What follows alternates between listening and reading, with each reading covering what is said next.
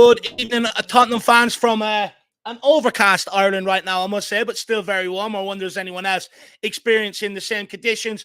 But of course, we are here tonight, every Monday night, 7 p.m. to deliver you your Tottenham fan phone-in show, where it's all about you guys. For channel members, the link is up in the community section right now as we speak. Make sure you click on it. Get in the back end and come on and have your say about all things going on at this club. Of course, as usual, me and Jack have a number of topics. We don't cover them all. We don't want to tell you what to speak about or what to say. So if you have anything else that you want to talk about outside of the topics, feel free to bring it up and let's have a good discussion on it. But Jack, we'll start with you, my man. How are you keeping, first of all? Keeping all right. It's also overcast for me. Very cold over in Seattle at the moment. I'm not liking it. At this point, I'm actually missing the disgusting humidity of New York because I do like it a bit hotter. I'm a bit more of a tropical man, despite my looks. I do enjoy the hot heat compared to Dave does. But yeah, like you said, the season is quickly coming back. We're kind of getting back into full mode here again on the Irish Hotspur. Looking forward to getting busy again for all the good reasons. And fan shows are going to come back to a regular schedule at some point as well, which I'll be looking forward to. But let's get straight into this one. Hojbjerg news, Eze news, plenty of stuff to chat about. So come on and join us, everybody. Link is in the community section. Also, I want to know from you guys out there, how are we feeling after the Hearts games? Any takeaways that we should be, noting? Maybe Basuma, nice goal. Can he continue that form? Does he have, with Archie Gray being there, does he have someone to push him and be even better this season? Kulusevski, 2 assists, could have had many more over the last 2 games, if other people could finish their dinner. So let us know what you think on the Kulusevski regeneration. But also, like Jack said, Eze, City potentially being rumoured. Have Tottenham left it too late to go after their man? Pierre-Emile Hojbjerg, of course, leaving the club. What's your thoughts on him? Do you respect, his service at Tottenham? Do you not? Also, Tottenham linked to left-back Patrick Dorgu of Lecce. I believe he's Danish. I actually tried him out on Football Manager before. Didn't quite do the job for me, but I want to know your guys' thoughts on him. Also, Richarlison being linked again with another move to Saudi. Lazy journalism, or is there actually something to this one? Because it seems to be popped out every few months when it's very, very quiet. And then also the preseason tour squad are currently in the air as we speak. We know Vicario, Destiny Udogie and Richarlison are all on the play. Bergvall as well, which probably alleviates if there's any injury concerns. Tottenham did leave players behind last year to continue their recovery at Hotspur way instead of bringing them on the tour. So bringing Bergvall is probably a good indication. And also no Reguilon or Gill, who have been left at home to find new moves. And I believe Jed Spence might be actually on that plane. And if you haven't checked out that video already, 5K views on it. Absolutely brilliant. So that's all the news. That's all the talking points. If you guys want to come on and have your say. Last thing, is Tottenham making a mistake bringing everybody on pre-season tour again? It's something that I had problems with last season. To a degree, don't have as many problems with it this season because there's not as many idiots going on the plane, which is absolutely brilliant. It's reduced a little, but I still have my thoughts on it that I think, certain players should be left at home if they're not part of the plans. I think it's pointless. Sanchez, Dyer bought last year. They were sold very quickly after. Their minutes you could be putting into the young players that actually might form a part of this squad. So plenty of things to talk about from a Tottenham fan's perspective. We're just going to welcome some people in. And then, guys, new format. We're just going to get straight into it and let the guests do the talking. Darren Caban says Villa signing a rival who beat us to the Champions League football. We have won. What is Levy Lange at? 25 years of this Levy guy. No ambition. Sick of him now. It's not good enough. 4 weeks to the start of the Prem. A joke. And look, I can understand that 100%. I think many Spurs fans are starting to maybe panic. I think maybe, we were thinking once the international competitions are over and done with, Spurs' market will really ramp up. However, it hasn't. And for me, I think it's because of the outgoings. I've explained this before on many shows this week. We got a huge wage bill. We have to offload some players before we start adding to it. You go to midfield. Now Hojbjerg's gone. I think we've got, 10, 11 options there. We're not going to carry them wages plus bring in and add to it. So, we do have to get outgoings out. And I think that's what's slowing down this window, Darren. And I don't agree with it whatsoever. Ange said last year he wanted plenty of change to the squad. But also, I think in an interview, if I'm actually correct, I think I read it a couple of weeks ago, an old article towards the end of last season, that he said he wanted them in early to be able to work with them on preseason. And to be honest, it's just best practice. Get them in, give them a chance to settle in, get used to the tactics, their environment, build up some rapport sure with the players they're going to be playing with. Now, we'll be pissing about. They'll come in as soon as we get back from the preseason tour. 2 games to get going, or in Van de Ven's case last year, straight into it, and expect them to hit the ground running. I'm sorry, but lightning doesn't strike twice, and I don't think it's going to be the case that we'll get away with it heading into next season. Let's wait and see, Darren. But definitely, I can hear your concerns on that. And Levy with a bevy says, agree, it's shocking stuff from the Spurs recruitment team this window. Well, that's why they need to get Paratici's hands back all over it. This could be a season of turmoil and Ange walking orders because this team isn't finishing top 6. Well, look, Ange made his plan clear to the board, didn't he? He wants to challenge, so it's up to them to provide him the squad. Big up, Scotty Hynam. Good to see you, as always. Hopefully you're keeping well, my man. Gabrielle T says, big up, boys. Great to see you. Fat Tony says, let's go. Big up, Fat Tony. I have the same motto when a buffet comes around, when I'm treated to a buffet. I have the same motto, let's go. We never stop. All that sort of jazz, Mr. Tony. Evie Joker Davies. Can we get a striker before the start of the season? Will it be Mickey last season, last minute signing? It's looking like that way, but you're in the back end. You can come on and have your say on that. Nick Carey says, shit, stay at work ever. Please cheer me up a bit, chaps. Even though, do you know what? It just seems to be everybody around me having a shit day at work today. I think me and Jack are the only two probably having a good day. I think, my missus had a bad day at work in her job. Brad had a bad day. Paul had a bad day. Seems like everyone, Nick. Seems to be something in the air. Yeah, take care of yourselves. Yeah. Probably that solar flare that some people were saying was happening this weekend. We've also got Robin in the house. Hi, guys. Come on, you Spurs. Good to see you. Danny Darko. Big up, lads, and all in the chat. Great to see you, as always, Danny Darko. Ball being counters back. A.K. Felix. Big up, lads. Long time no see. Come on, you Spurs. Where have you been, Felix? I miss your luscious long locks, my man. Where have you been? You've neglected me. You've deserted me. Let me know where you've been. I don't usually make people answer, but I need an answer off you. Irregular Gamer says, greetings, everyone. Good to see you, Irregular. Truth Sets Your Free is back. Good to see you. Big up, you Spurs. Enough respect to Jack and Dave. Blessings. Appreciate that, my man. And hopefully you're keeping well and life is treating you well as well. We also have Ricky Nato. Evening, brothers. Come on, you Spurs. Regular Gamer also follows up.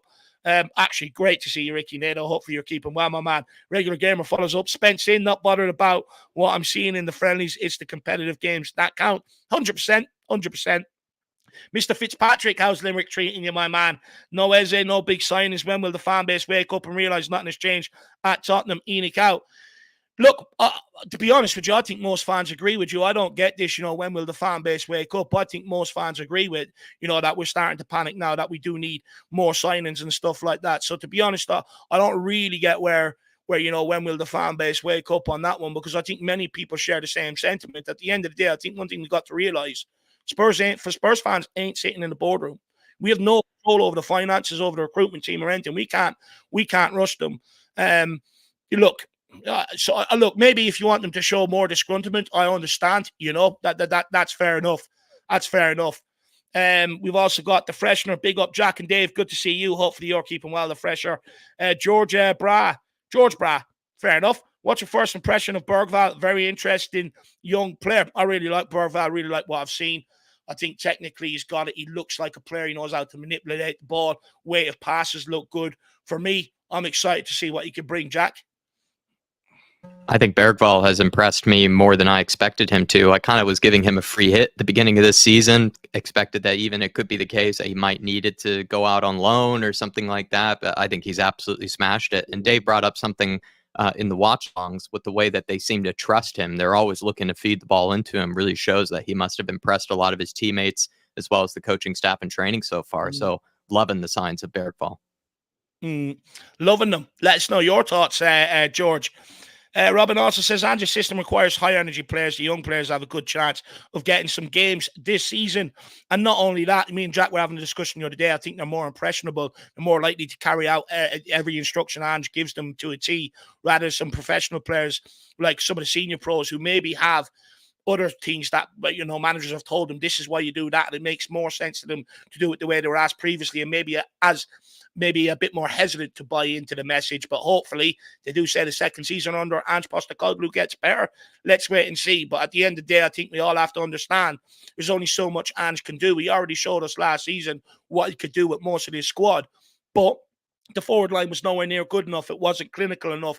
It caused us a lot of problems in terms of breaking teams down, creating regular chances, but also how often we were hit on the counter, because in Andrew's system, if you get caught passing sideways too much, it's very easy for a team to trigger a press, take that ball straight on you.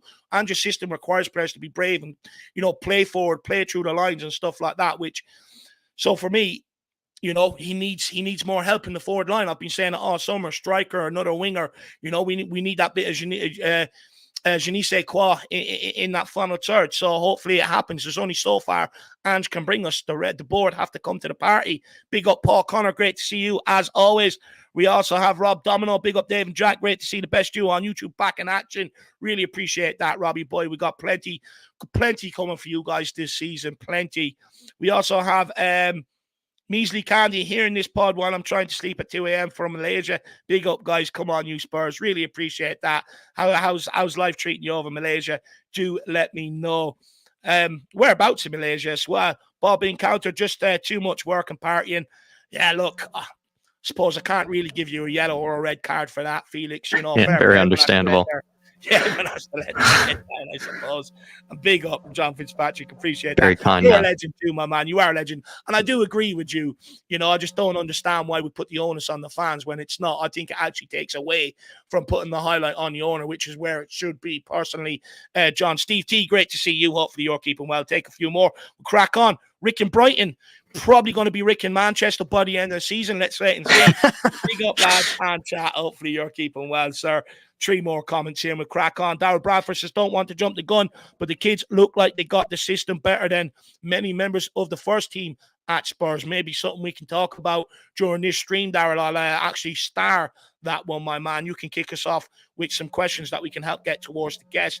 Tyler says, come on, you Spurs. Hope everyone is doing well. Big up, Big T. We're all doing good. Hopefully you are too. And Adrian Brown, big up all. The youngsters are looking good. They are saucing at the minute, Adrian. And hopefully long may it continue. And Lisa, good afternoon. Dave and Jack, Lisa, great to see you. As always, really appreciate all of you tuning in. And then KPV with a member chat for 24 months. Really appreciate longevity of service, my man. Outstanding service to you, Corporal. And he says, big up, everybody. Hope you are good. I'm glad that the Premier League is almost back. Come on, you Spurs. It's time we finally win a trophy this season. And look, that's the aim every season, KPV, but it seems to be lately, come the end of every season, we're in meltdown, because we can't get results. We look dismal. It's got to change at some point. I'll stand by that. I'm probably a sucker for living by that, but things do change, and hopefully some point soon, KPV, that would be absolutely nice. But big up, KPV. Thank you, sir. In the back end, or he was in the back end, so it would be nice to chat to you at some point, KPV. Absolute legend. Yeah. Can't wait to see him. Jack, anything you want to say to KPV?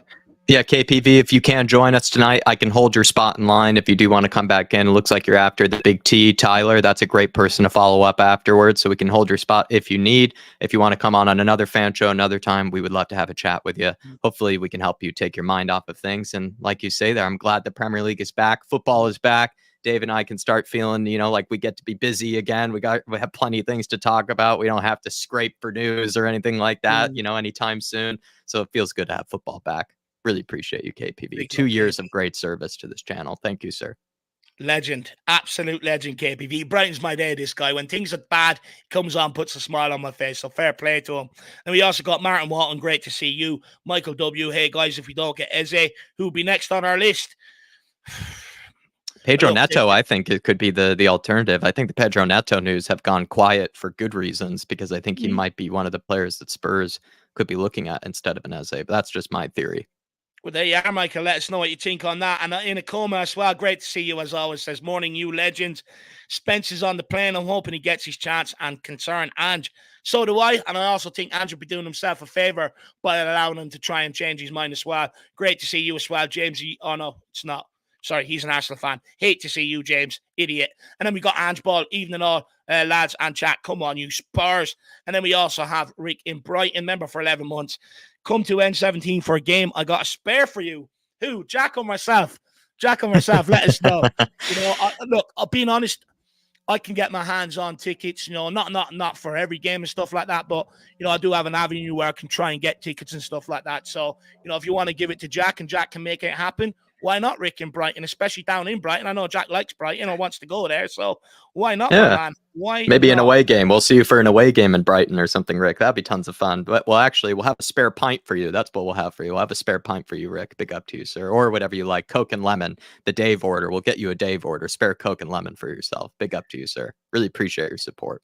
Tottenham away game at the Amex, and then the night out in Brighton after. I think we'll have to send out a search party for Rick and Jack, to be brutally honest. Not a great combination, he says, either, but it's with the cucumber sandwiches brigade. I'll just have bread and butter. Jack will definitely, have a go at the cucumber sandwiches, Rick. I'll just have bread and butter. To be honest, you don't want to bring me into that section. I'll make a show of you. I really would. People be looking at me. Why is he just having bread and butter and all that stuff, Rick? But look, I'm open to it. If you ever want to, if we ever want to meet up for a game and myself and Jack can get over, no problem at all, Rick. Really appreciate the genuine offer, my man. And then we have Roy Viking, member for 18 months. El Toffee has got to be the goal this year. The trophy has got to be the goal this year. With the new format, it should be realistic. Europa League trophy should be the goal this year. This is the new format, should be realistic. Listen, Roy, you probably have already done better research than I have even on the new format. I watched the video, I watched the trailer, I watched the explanation, but I feel like I need to have it explained to me like I'm 5 or 6 years old, to be honest, because I just didn't really get, I understood how it's going to be different, but I just don't really get what sort of advantages there could be or anything like that. It's still going to be a difficult trophy. And I'm a big fan of the Europa League, though. So I would be over the moon and I'd be celebrating it for about as long as you've been a member. I'd be celebrating it for 18 months straight if we won the Europa League. I love that competition. Yeah, and the new format, for anybody that doesn't know, it's going to be the exact same as the Champions League. You're going to have a team, I think, a league of like 24 teams, if not more. I think the top 8 automatically go through to the last 16. Then the 16 after that, playing it in sort of a knockout round to be able to get into the last 16 and so on and so on. I think in the league, you play 8 games across. It could be from various different categories in there. Which gives you a good chance because you should get seeded some lower teams in the competition, which should help you actually get the points on the board and hopefully get us through to the knockouts without having to play that qualifier, right? But look, I'd love to, Tottenham to get to Europa League final because it's in Bilbao. It's achievable from Ireland because they recently announced a new route where they actually do boats from either Wexford or Dublin out to the Basque region. So that would absolutely suit me, Rick, and I could definitely try and get out there, if we made it to the final. So big yourself up, Roy. But look, sorry about the toffee. I mean, where my mind's at, constantly on the food. That's probably, why I said toffee, to be brutally honest with you, Roy. So I do apologize. I'm a bit of a diva when I get hungry. But guys, we are going to crack on now. Just quickly smash the like as we go along. But we also want you guys, if you don't want to come on, get in the chat, play a part, get your questions in for us, for the guests. If you do want to come on, you don't have a membership, go and check it out. Fan show membership, plenty of perks coming your way. You also get to send in fan cams after every game, which we'll fluff up for you and put them onto the YouTube video or YouTube for everybody to have a listen and interact with you and stuff like that. And fantasy football and everything. So there's going to be lots for you this summer. So why not show great support to the channel? But look, let's kick on. Let's start. And we'll bring on the one and only Dermotron from THFC till I die. Dermo, how are you keeping? Yeah, not too bad, guys. Great to see the pair of you back together again. It's been too long, Jack, since we've last talked. But yeah, it's great to be on and want to start the pre-season. It's been a good start, actually. I must admit, I'm pretty buzzing. Do you want to read a lot into it, Dermotron, or do you think with preseason games we tend to read too much into it? I think sometimes you can read too much into it. What's impressed me is the kids. What's impressed me is Jed Spence again. It's impressed that we got players there that we're playing better than we did last season. It's another year. It's the second year with handball, and everyone seems to know their job. I was speaking to Dave earlier today. The only thing I would criticise is the crossing from Johnson and Werner. They were over-hitting their crosses. When they were putting it onto the ground across, they were getting them there. But when they were putting them over the top, it was just too long. But that will come. They will get there in time. So, but yeah, absolutely buzzing. Great results. Good result with Hearts and a good result of QPR. So, yeah. Is there any concerns, though, Dermo, about the first 11? Because, we've got a comment here, and it's from Daniel Bradford. And, it's something that me and Jack can maybe be speaking about together this week as well, that he says he doesn't want to jump the gun, but the kids look like they've got the system better than many members of the first team at times. Is that maybe an area of concern? Because I know it's one thing that, many people are picking up on and starting to speak about maybe as the course of this week goes on. Not really. I don't think it should be a concern, because I think there's players will come back to fitness at different levels. And I think the kids are younger. The kids pick up things quicker anyway. And generally, it's a rule of thumb, kids are smarter than the older ones. But I don't think it should be a problem. You looked at QPR, some of the passing was, in the first half, was very good. Some of the passing in the Hearts game with the first 11 was very good. It's all about connecting up with one another again and getting used to one another. And they've had a couple of months away from it. So it's always going to be a little bit higgledy-piggledy. But I think by the time we get to Bayern Munich at home, we will be all clicking on the same page. So I wouldn't read too much into it, though the kids have done fantastic. And it's easy to get excited about the kids. And I think we're rightly to get excited. I think we've got our version of the class of 92, the class of 24. I really do believe that we've got kids good enough to play in the first team and make a mark this season. I think they will. So we just got to take it one game at a time in pre-season. That's all we can do. What do you make of Daryl Bradford's comment that he thinks that some of the kids, in fact, look like they understand Ange's system even better than the first teamers? Would you agree? But I do, because I think the kids are willing to learn. The kids are willing to take everything in. They're soaking up information, and that's what youngsters do. They soak it up, like they give me more. Where the older players who have been there for a while, sort of, we'll take it on board, but we'll do it slightly our way. With the youngsters, they're just soaking up all the information, the atmosphere, what it means to be in the first team. And I think there's no fear either. They're playing without fear. They just go out, play football, and enjoy themselves. That's all they want to do. And also trying to make a mark for themselves as well for the first team. And I think there's a few of them that can. Mikey Moore, Will Lancashire, Gunter as well in goal. I thought he had a good game on Saturday. So there's a lot of players fighting for top squad places, if you know what I mean, subbench, or even in the games where we can start the kids for starting places in them games. So, I think it's all about the kids are soaking it all in. And Ange loves working with kids anyway, so it's really proven it's working. Well, I can't confirm this, but just being pictures leaked that Donnelly and Gunter are also on that plane. So, it looks like some of these youngsters have, maybe done enough to turn Ange Postecoglou's head and maybe have a look at them to maybe be able to fill out the periphery of the squad. But also, I think many people forget, like, we can register a squad of 25, but any player under the age of 21 doesn't actually have to be registered, only for Europe. So you can actually technically have a squad of 30-odd players there if you had some really good under 21s that you decided to keep around. So, for me, it makes a bit of sense to keep them around, but also to be chomping at the bit. When Ange turned to some of the periphery players last year, they let him down, and I don't think he's going to be stupid enough to do the same again. As you can see, he's already maybe trying to weed out the squad. But Dermo, that brings me on, I suppose, to the pre-season tour squad. As it stands, so far, it's only the likes of Gill and Reguilon that has been reported to be left out. Of course, Romero, Radu, Dragusin, and Van de Ven and all are starter, will probably meet up with the squad at some point, maybe more so Korea, maybe skip the Japan part. But what do you think of Ange taking the whole squad and maybe not choosing to elect to leave players at home? The ones that maybe won't be a part of his plans? I don't think it's a problem. I think look, with Reguilon and Gill, I think it's right to leave them back, to look for new clubs. Rudu's going to join in Korea.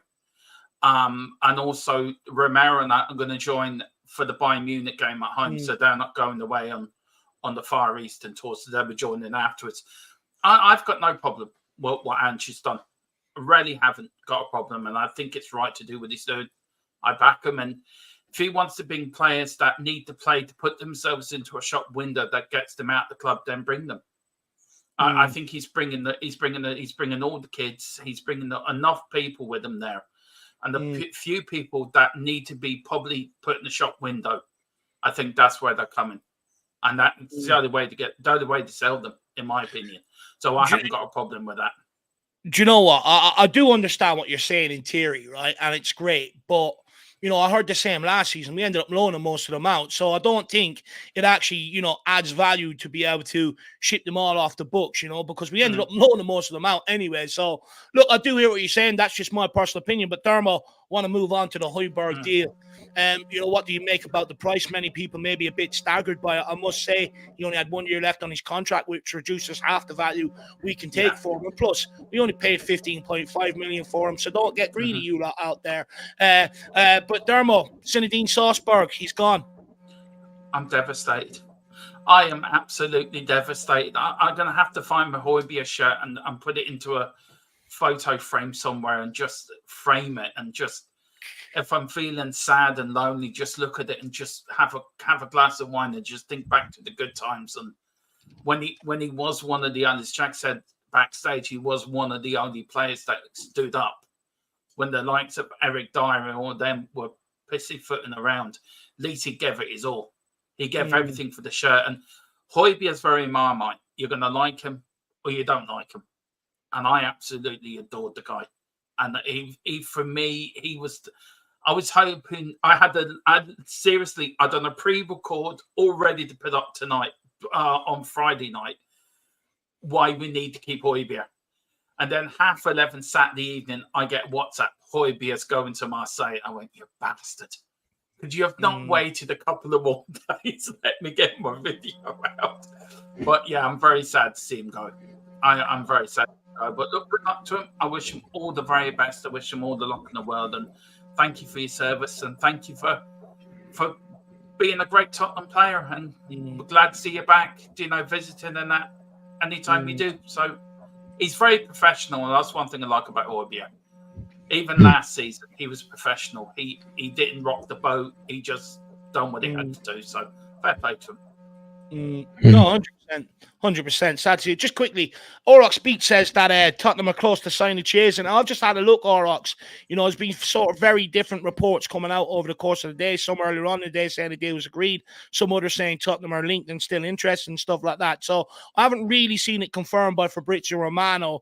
But if you have seen it confirmed somewhere properly, please put it in here for us to check out, Orox Beats. Jack, any questions there for Dermotron? Just on some other outgoings, Tron, kind of last question from me here is on Brian Hill, Sergio Reguilon, as well as Emerson Royale. Could you see all three of them leaving? Brian Hill and Reguilon left off of the plane. For what I'm hearing at the moment, nobody's interested in Reguilon or Hill at the moment. There's no interest in parties, not on a permanent basis anyway. So it will be a loan deal to get them out at the end of the window. So they may go out, but be on loan. There won't be any permanent deals. So that's what I'm hearing. And also on the Kessie deal, that may happen. I would watch that over the next 72 hours. For what I'm hearing, he has to leave Juventus. The manager doesn't want him. He's got no interest from Serie A where he wants to stay. But Tottenham are the only interested club in him at the moment. That's coming out from Italian sources, but I would keep an eye on that. That's got legs in it, I think. But on the other two, and also we're linked with Mason Mount as well. So that's another player we're linked with. He's been offered to Tottenham, and Ange wants him. So that's another one that could come down the line. So look, transfer windows are the most boringest, frustratingest. It gives you every emotion in the sun. But it will happen. And I can understand fans getting frustrated. I can understand fans thinking it's Levy again and we're going to get the Levy out and all this. We've got to be patient. Transfer windows do not just work overnight. It's not like going on the Football Manager or FIFA or wherever and you buy a player within 10 minutes. Everything's got to be done. Agents' fees, players' right, whatever deals have got to be put together. And it will get done. We are getting 4 players in. Between now and the end of the window, it will happen. But we just have to be patient. And it's the most frustrating time for us fans because we rarely want players in now. And sometimes it doesn't happen like that. And for somebody that's this season really linked into the transfer side of it, it's frustrating for me. Because I can sit all day and get nothing. And then, like this evening, 5 o'clock this evening, my phone was hopping for the next hour. So it's the most frustrating, but it will happen. Believe me, guys, we are going to get players in. Players are going to leave. Players are going to come in. It will change. I guarantee you that. Well, look, I really hope so. You know, it definitely ease, you know, a lot of Spurs fans' concerns. Look, I share the sentiment, so I think we will sign a couple of players. It's just, are they going to be of the right quality to be able to help elevate Ange Ball, help, you know, maybe turn some bad results last year into good results? Let's wait and see. But what I will say is, time is ticking. But guys, you wanna listen to more of these transfer updates from Dermo? Make sure you get across, check out THFC Till I Try. You know, he calls himself the Irish version of Fabrizio Romano, so probably Seamus Romano or something like that. But big up, Dermo. Really appreciate your time. And, you know, keep us updated on these transfers, lad. Yeah, I try to. I don't do every transfer that comes out, but I try to do it with facts. I don't try to clickbait. I just try to give January what I've been given to give to you guys. And it's down to you guys to agree with it, disagree with it, and where you take it. But I tell you what I get told, but I love doing it. If you want to do it, get over and give us a like and subscribe. I really would appreciate it. So thank you so much. And thanks for having me on again, lads. Really love coming on here. It's great to see you back, Jack. Thank you, Tron.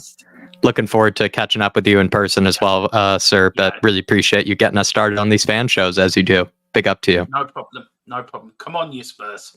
Come on, you Spurs. See ya. See you, my man. Seamus Romano. Yeah. Seamus Romano. I love that. I'm going to use that now. Guys, we don't want to give Dermot any more encouragement, so don't be making up any more names for him because he enjoys it way too much. But no, I'm only messing. He's a really good guy, puts his heart and soul into his content. Make sure you get over and check it out at THFC Till I Die. And always not easy to open, and he does that with aplomb. So fair play, Dermot. Look at me. I mean, Jesus. Yeah, Dave, you're on fire here. Using all the big words, you know, you're efficient as always, you know, very, very good. John Tucker, you even clicking on this before me, Dave. You're absolutely on fire. You're even quicker than I am. John Tucker, who I know has been with us for a long time and also showed us a lot of support during the TIFO watch-alongs, which everybody get ready for those during the upcoming season. Any of those games that you might be watching on a Champions League night or good Premier League games, Dave and I will be over for those. So, John, we'd hope to see you there once again. Really appreciated you tolerating us during the England games. Yeah. You were a good sport about it. We weren't as good as sports, but I think you were a better sport than we were. And really appreciate you grabbing a membership. He's grabbed a Flat Cat membership. And Dave and I, when we get around to it, there's going to be a huge announcement on the updated perks and benefits of being a member of this channel. And hopefully you get to enjoy them, John. Appreciate you for your support. No, big up, John. Really appreciate it. And he also says, I'll just think back to the start of last summer. The clear out has been good. It's been good. We're getting there. You know, the clear out I wanted to undertake when I first started YouTube, we're actually nearly 90% complete now, actually, to be honest with you, John. Just a few more eggs to go. And then I will be one happy camper. And then also leave you with a bevy. We're going to save this for the next person coming on to see if they agree with you. Because I know there is a proportion of the fan base that we want to represent that think like that. So, you know, let's put it to someone and hear what they have to say. But look, let's kick on. We've got plenty of interested people that want to come on tonight. So let's keep it moving along nice and swiftly, a.k.a. Taylor Swift. Let's get on one and only Brad Matthews. Let's hear what he has to say. Braddy boy, how are you keeping? Hello, guys. Good, thank you. I just got a question to ask Jack. I never thought you were 50. Yeah, it's my dad's 50th birthday celebration. It's a great photo that he has in the corner there, you know, in the zero, where the zero is in the 50. But yeah, like Elvis. It's from a very long time ago. My dad is actually quite old. He had me, especially when he was quite old. So, you know, I think I was around 7 or 8 when he celebrated his 50th. So that's a very old poster there. And for the time being, while I'm kind of moving house, making lots of streams from his former office. He is retired now, but his former office. So that's what you guys probably recognize it from previous kind of Christmas time, you know, sort of periods. So appreciate you, Brad. Great recognition. Yeah, great eyes as well, by the way. I actually didn't even look into it that deep, to be brutally honest. I just thought it was like a notice board or something. Just quickly, big up Simon Cohen. Good to see you. Hopefully you. Yeah, hello, Simon. How you doing? Well. And also Paddy Harnett as well. Great to see you. Did I miss your minute silence for Brian Hill? Not yet. It will come. It will come. Mark of respect to you know, the Beatles. Look, every great dog has its day, right? The Beatles had their day. Brian Hill's gonna have his, Paddy. Nothing I can do about it. And big up Steve D as well. Great to see you. But Brad, I know Jack was absolutely loving the commitment to get to the friendly the other day. I believe you walked there and walked home. Insane. Gee, yeah. I mean, the one time I want to get the Central Line and they have severe delays, and I thought, well, that's going to take 8. It's only like 4 stops. So I figured I'd walk. I mean, Acton, for anyone that doesn't know London, Acton is about halfway. Well, I thought it was halfway. And I can go up to Acton, no problem. So I thought, it's only doing Acton again. But it's not. It's probably about a third of the way. So it got to the stage where I'm looking for, I knew it's Brofontaine Road. I knew that was the road that led to the ground. And right, it's going to be the next one. No, it's not going to be next. It's going to be the next one. It wasn't the next one. It's going to be the next one, And eventually I got there. But it took me about, 45 minutes, 50 minutes, I guess. And then sounds like Dave when he gets off at Seven Sisters. Yeah. The station. As I say, it's 5 kilometers, so a round trip of 10. And going home, I mean, oh my word! I mean, I had to stop at just before I get to my house. I had to stop at Sainsbury's to get some beer and that sort of thing. I got into the house. The windows have been shut all day. It was really, really humid on Saturday as well. I was absolutely shut. It's like, just sweating like anything. But it was. You took my second question there, Brad. Was did you have to get a mid-walk pint, or something on the way home? And so you've already answered that for me. Yeah, it would have been tempting, but people of my age can't go for many, many stops without having to go somewhere. So that's why I avoided the mid-walk pint. So, well, let's talk about the youngsters then, Brad. The youth, the future. What did you make of them in the friendly that you got to watch? Okay, let's put a few caveats here. It's a pre-season friendly. It's all about fitness, and we're playing a championship side and heart. So it's let's put that as a caveat. But I really got some very, very promising youngsters. I really do. They seem to play. They don't seem like their age. They seem to be so confident and know what they're doing. I was very impressed. I don't want to get carried away because we always do this every season. Oh, these are great players. Put them in the first team, no problems. But no, I think we've got some very, very promising youngsters. I'm glad they've all gone on the tour to get more experience. And going by what you guys were saying earlier about fitting into Ange's system, well, I guess young players, you can mould really how you want to mould them. So I think that's advantageous. They're fitter, obviously. They're fitter. They're quick. But yeah, I was very impressed by them. It's sad that Bergwijn went off after only 20 minutes, but you don't think of him as being 18 or whatever it is. He's incredible. And he gets the ball and he's pretty quick with getting the ball forward and that sort of thing. Players trust giving the ball to him, which is something you always find with when you play for the first team. And the other thing I noticed was that's the first time I've seen Mikey Moore close up, and we're in the away end behind the goal, so he was coming towards our goal. I never realised how big that guy is. He's really well built. He's well built for a 16-year-old. My word. Reminds me of Brad. Yeah. Well, he reminds it, not how he plays, but I'm just thinking back to Wayne Rooney. When Wayne Rooney, who was 17, he was pretty well built as well. So that's what I thought of when I saw him. And yeah, he's got the touches. Shame he couldn't score. The goalkeeper saved it. But yeah, he looks a bit. Let's not get carried away. Let's give these guys a chance. Let's not. The guy's 17 shortly. Let's not sort of. I should always played in the first team. Let's give them a chance. Let's mould them into the players that Ange wants, and yeah, hopefully we're going to need a big squad this season, and I think those youngsters I saw anyway will be able to fit in pretty well to the squad, definitely. And look, I understand you saying not getting carried away. Of course, it's only pre-season. And likelihood, you might only see maybe one or two of them, within the first team environment next season, 100%. But one thing I think we can take away is many people questioned, are they competent at this level? I'd argue, we've sort of seen that they're well able to control the ball, go out, players well able to physically handle themselves as well. So I think in that regard, maybe them questions have been answered, but also let's not get carried away and think that they're going to fire us to a Premier League title, because that's not going to be the case. They need, we need more help up front and stuff like that. So I fully understand on that one, Brad. Where am I going next with this? Levy with a bevy. Let's go and talk about the Hojbjerg situation just quickly. Now, he represents the other side of, Dermot was describing him as like Glenn Hoddle-esque, but Levy with a bevy there, they describes it as the other one, Brad. He says, selling Hojbjerg is great business. He's a terrible player. Looking at this name on the team sheet made me nauseous. I think you're making Jack nauseous with this comment. There's no surprise. Only a mid-team in France were after him. I think Levy with a bevy been a little bit harsh there. I'm not sure that seeing any player makes me nauseous, to be fair, but hey, fair enough. Look, Hojbjerg, when he first came to the club that first season, I think, was it under Conte or Mourinho? It was under Mourinho, wasn't it, his first season? And like he literally played every game, and you got to the stage where you thought, I can't imagine the team without Hojbjerg in it, and he did very, very well. And then as the games went on, he wasn't so much a fixture of the team. And under Ange Ball, he's clearly not really in Ange's plans for the future. And under those circumstances, you have to say, hold your hands up and say, well, okay, if he's not in the plans, well, let's move him on.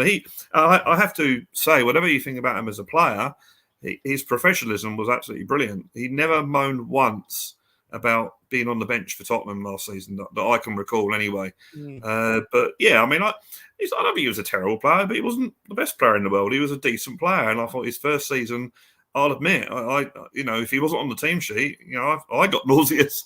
But yeah, and then times change and you have to upgrade. And that's what we had under Pochettino.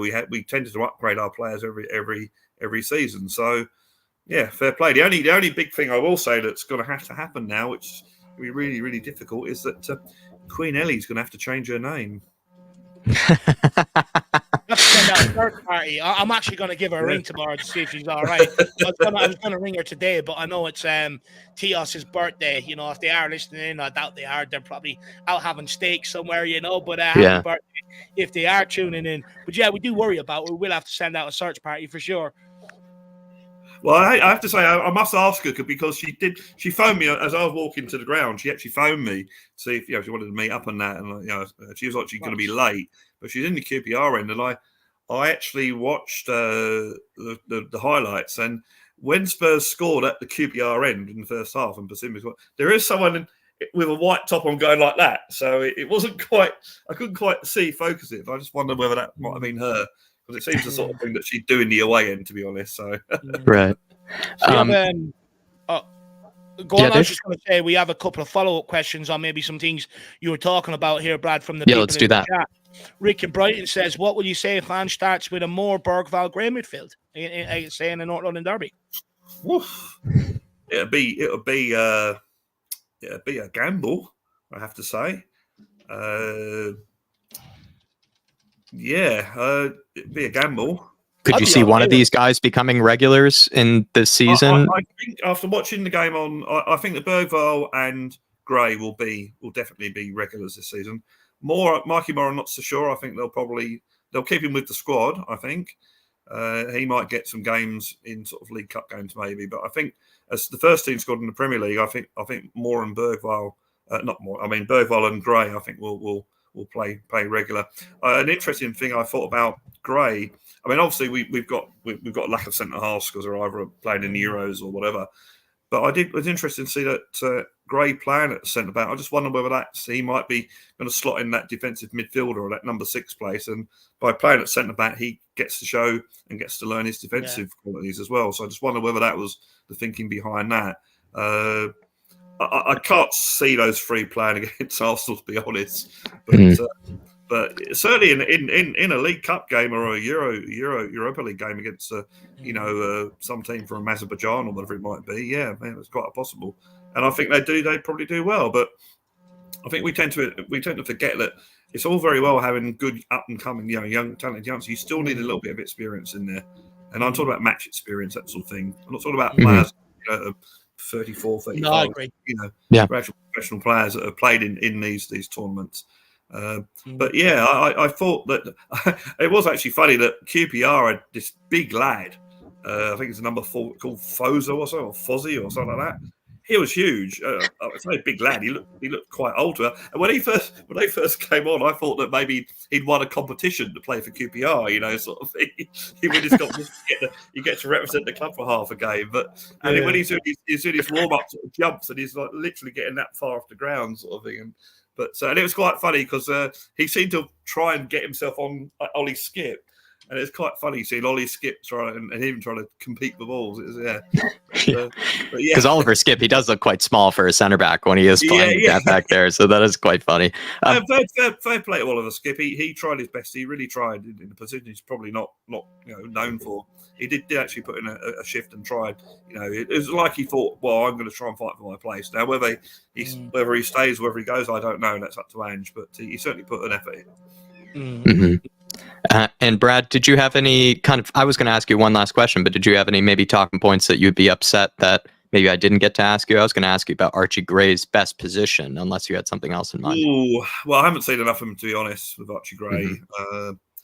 I think from what I said just a few minutes ago, I think he's going to be one of those midfielders, I believe, and then a cover for right back if we need to. But I think, that number 6, although Ange says that we don't have 4, 5, 6, 7s, whatever, but that number 6 position, get the ball and get rid of it quickly, move it on quickly.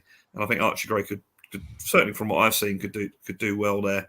Only thing I will say, look, fans that go to the games and in the stadium, I'm getting a little bit bored with the Sol Campbell song. I mean, none of us like Sol Campbell. None of us like what he did.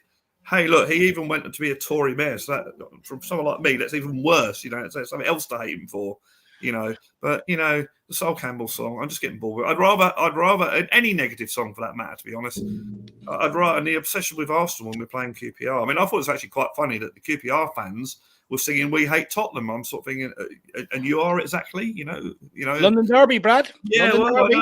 it's all like, look, let's go away with the negative songs and songs, to sing to encourage the players. Great to hear, it's one of our own about Mikey Moore. That's brilliant. That sort of song. That's what I want to hear. I'm getting a bit bored with the Sol Campbell song and that sort of thing. It's just, it's just getting boring now. Yeah, I think you're usually the braver man, Brad, and also usually have a good heart for people.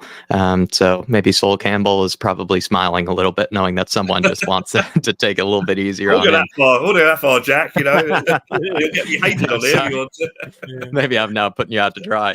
But Brad, I know you've been very stressed with work and everything like that, but I have Blue Sofa Songs in here as your channel. But any final words from yourself here, sir? Look, just look forward to the season. As far as signings is concerned, I think that I take it. You could look at it this way: that the fact that we haven't been talking about Izzy or whatever is maybe we've just been, maybe stuff is happening, but these guys are probably on holiday now, so we can't actually do anything until they say yes or no. So I'm hoping that that's a situation that any player that's played in the Euros we can't really negotiate for them. Until they come back. I guess with Ezzy it's a little bit different in that, as far as I understand, when there's a release clause, you just basically have to say we're going to pay you this money up front, and then it's literally down to the player. I think you don't even have to go to the club for that. You just say we'll pay it, and then it's up to the player. But that's what I'm hoping. I'm hoping that I'm not panicking just yet. There's far more things in my life to get annoyed about, so I'm not going to panic just yet. We've got rid of a load of players that we didn't, off the books and that sort of thing. And I'm just hoping that we do after Saturday. Actually, after Saturday, what I do want to say is our forward line doesn't look good at the moment, I have to say. Brennan Johnson, he did brilliantly getting past players, but his crossing was absolutely atrocious. Yeah. And again, Timo Werner, still, he's average at best. He's not. I wouldn't like to see our final first 11 to challenge for the Premier League. With certainly not in both of them in the same team. And Lancashire looks all right. Valise looks okay, but they're not the answer at the moment. So we do definitely need a striker. Richarlison, well, they come in for 60 million for him from Sell. I mean, the guy. I mean, I love the guy. I appreciate he's gone through a lot of problems with that, but he's just injury prone at the moment. And we've had that with Celso. These sort of players. Sessignon, unfortunately, you have to bite the bullet and sell them on. And good luck to them. Good luck to them in their career. But yeah, well, I wish them best of luck. A lot of the players I used to have a big tolerance for and stick up for are now all leaving us, Brad. But really appreciate you coming on. Thanks for keeping us company. Hopefully, you don't have to go on any more 10-kilometer walks anytime soon. I hope work also isn't as stressful for you this next week. That's probably And, the last friendly. I don't normally do friendlies, but because that one was in my area and easy to get to, shall we say. I thought I'd try for tickets. Supposed to be. By the way, the Blue Surfer songs are still going. I just haven't put any new songs on it lately. I have got one I'm working on at the moment. It's just finding time to actually record it, that sort of thing. So that will be up as soon as I possibly can. But whilst you're there, just check it out and check the songs that are already on there. There's almost 50 songs on there anyway. So just have a look, see what you reckon. And thanks, guys, for always supporting me. Thanks for supporting us, Brad. You've been very good to us, and hopefully we can have a season to celebrate. We can actually start winning some things, and we can have some good times together. Appreciate you, Brad. Thanks for coming on. Thanks for your patience as always. Cheers, guys. Cheers, everyone in the chat. Have a good rest of your week, Brad. Spurs, and we trust. Enjoy it. And we trust. Celebrate everything. That's what it is. Love that. Have a good week, Brad. Yeah, you too, guys. You too. See you, lads. See ya. Bye-bye. Bye-bye. Guys, please get over and check out Blue Sofa Songs. Brad, it's all his own music that he puts together. Whatever's in that great Einstein head of his puts together, in a script, with a guitar as well. So get over and check that out. And big up, Brad. Absolute brilliant from him in terms of, walking to the QPR game. Great commitment. Is that Marcelo in there? Long time no see, Marcelo. How are you keeping that? I think it's someone else, actually. I wish it were the old Marcelo. I think it's someone who's asking about whether you can bring a newborn baby to a game and whether the ticket situation works for that. Dave and I, we sadly don't get to go to games regularly, so I'm not sure if we're exactly the best people to be asking, but I'm sure someone in the chat might be able to help you, Marcelo, or you could also go through a little internet search yourself. John Stokes, member for 29 months, also someone who's been very, very kind to us and very good to us. Thank you, John. Saying best football show on YouTube. John, been very, very good to us. You've been very kind to us. And as well, I'm going to be looking forward to rocking some of the kits that you've been giving me, some of the great memorabilia that you've given me over this season, and really just appreciate you being a good member of our community here in our little neck of the woods of the Spurs YouTube woods. You've been very good to us. Thank you, John. And he lets us know sometimes, where the game's being streamed every single day, or when they're on. So fair play to him, especially for these friendlies. So big up, John. I know my father was a huge fan of your efforts and your work. Meant he could watch the game and stuff like that. So big up, John Stokes. And he's been around for quite some time. So really do appreciate, all the support, Johnny boy. It really doesn't go unnoticed. And thank you very much. That's 2.5 years, heading on 3 years, John. Really appreciate it, my man. And look, one year we'll have success together. We'll all be able to sit there and enjoy it. But John, big yourself up, my man, and really appreciate the support. Guys, keep getting your chats in. If there's anything you want us to discuss, please put it in the comment section. We will bring it up. If you do respect the grind and enjoy the effort, I have put a message out there with the channel link for you guys. It's in the comment section. If you want to grab a membership to come on and have your say, or, you have the other option of super chats there, or even gifting memberships to other people, which is a great thing, actually, to do. So, lots of people take that option. So fair play in that regard. But we are going to keep it moving. We've got Eddie, we've got Paul, we've got Tyler, and we've got Adrian, which I'm excited to speak to as well. I haven't spoken to him in a while. Now, guys, we are going to leave the link up for maybe another minute or so. So if there is anyone that does want to come in, that does have the fan show membership or above, please check the community section. The link is up there. Click it and come on in, or at least let us know that maybe you want to come on and have your say. So please let us know in that regard. And big up Mr. Hutchinson sneaking in here as well. Great to see also you. Try to save it if you are coming on later. Maybe take the time now to copy the link, save it for yourself for later if you were planning on coming on a bit later. But let's keep things moving. Dave's been excellently efficient, and next we have Edward from Down Under. Let's hear what he has to say. Comes from down under. Great song that is. Down Under. Great song, man. Edward, I know you've been under the weather recently, but while you've been under the weather, anything Spurs-wise that's been on your mind? We've been talking about the youngsters a lot. What have you made of the preseason thus far? Oh, it's been great preseason. I've actually been able to watch the youngsters and see how they do with my own eyes, because I haven't watched the under 21s games as much as Dave has, so it's been a good watch. And it's been great. I've really been impressed with a lot of the youngsters, especially one I didn't actually know much about coming to this preseason was Max Robson, I think his name is. The midfielder for the under 21s, I think. And I was actually fairly impressed with him. I thought he was pretty good on the ball. He was really well with his passes. So yeah, the youngsters have really shown the first team how Ainsborough is done, shown how they should play. One quick touches and move along. Dave has been our resident under 21 expert, and I know last season, Edward, he was making a lot of cases for them being given chances last season, right? Do you see maybe where Dave have been coming from with some of these youngsters? Do you think they are good enough to play regularly this upcoming season?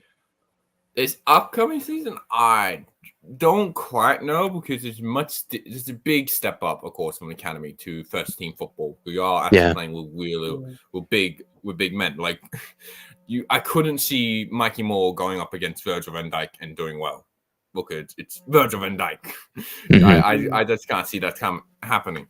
But you also got to take into the fact that they're performing quite well in this sort of system, which is really high energy inducing. It takes a lot of stamina out of you with how quickly you have to move the ball and how forward you have to be, because you can't.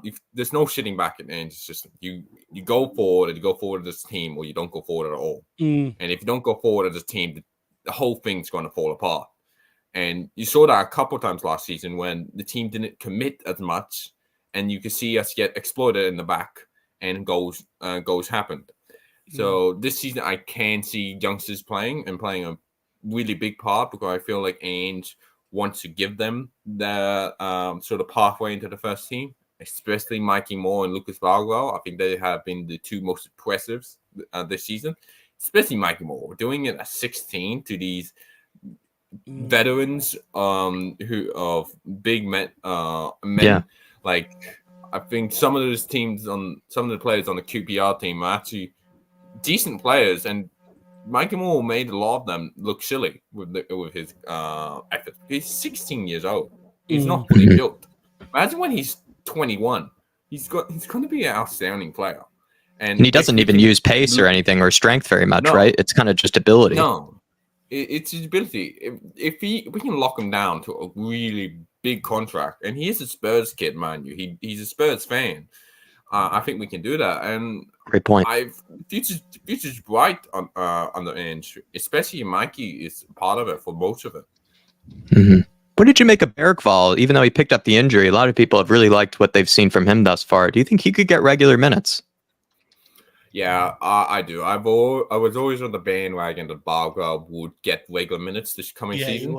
I just saw a lot of the wheels, and I saw a lot of his game, which told me that he was the perfect fit for Ainge's system. He has a great passing range. He is a bit more physical than some kids his age, and he just has a really good mind on him. Ainge likes smart players, especially in his midfield. Smarter the player, the better they'll do in Ainge's system, because he wants players to be able to pick out passes on his own. He doesn't want to tell players what to do. He wants them to do it themselves. So he wants them to figure out for themselves what they should do. And Bagwell has done that. You see that he picking up passes that you won't see that often. I think there was a pass. I can't remember who it was. Either Timo or Max Robson. He picked it up from the right side of the field all the way to the left side, and they were through in, and it was great passing range for him. It just proves that he can play pretty much anywhere in that midfield, and we'll see Bagwell a lot this season. I'm excited to see him. I really like him. I think there's a real player in there. Not only that, big, strong, long lad running through the middle. It's great to see, typical Swedish short guy. And it'd be interesting to see, if Kulu's moved in there as well, with them both being Swedish, can they strike up maybe an unbreakable partnership in there? That'd be very interesting to see. Speaking of Kulu, I mean, look, what do you think of his renaissance so far, Eddie? There was a lot of people to the back end of last season, and even recently, maybe talking about selling him, willing to cash in on him. I don't think we should. I think there's a huge player there. I mean, what's your thoughts? Do we now see him more centrally? Is that what we're seeing, with Ange playing him there in both preseason friendlies, or is that just maybe, a needs must until we get more players back? No, I don't think it's a needs must. We don't really have a needs must for the midfield at the moment. I think he does see him centrally this season. And you can see that by the way he's been linking him up with different sort of players. I think the first game it was Kulu, Bissouma, and I can't remember who played in the first starting 11 with Kulu. And then the second game was Kulu, Madison, and Bargwell. I think linked up together. Madison played in the first game in the first half, didn't he? Yeah. He's linking them up with different players to see how they work. And Kulu's linking up with a lot of players quite well this preseason. And he definitely plays that really well. He plays that position quite well. You can see him with his little tricky back passes, his little 1-2 with Madison. He plays that area well because he is another smart player. I never saw the reason to sell him. He's such a great player, and he's still really young. I think he's 24 this year. So there's no reason to cash in on him yet. I think we can still get him for another 4 years, really good years, especially if he plays in that sort of central role. He will be a pivotal, a really good player for us. And I can see him pushing this team to further endeavors, especially if we can get another winger to replace him on that right wing.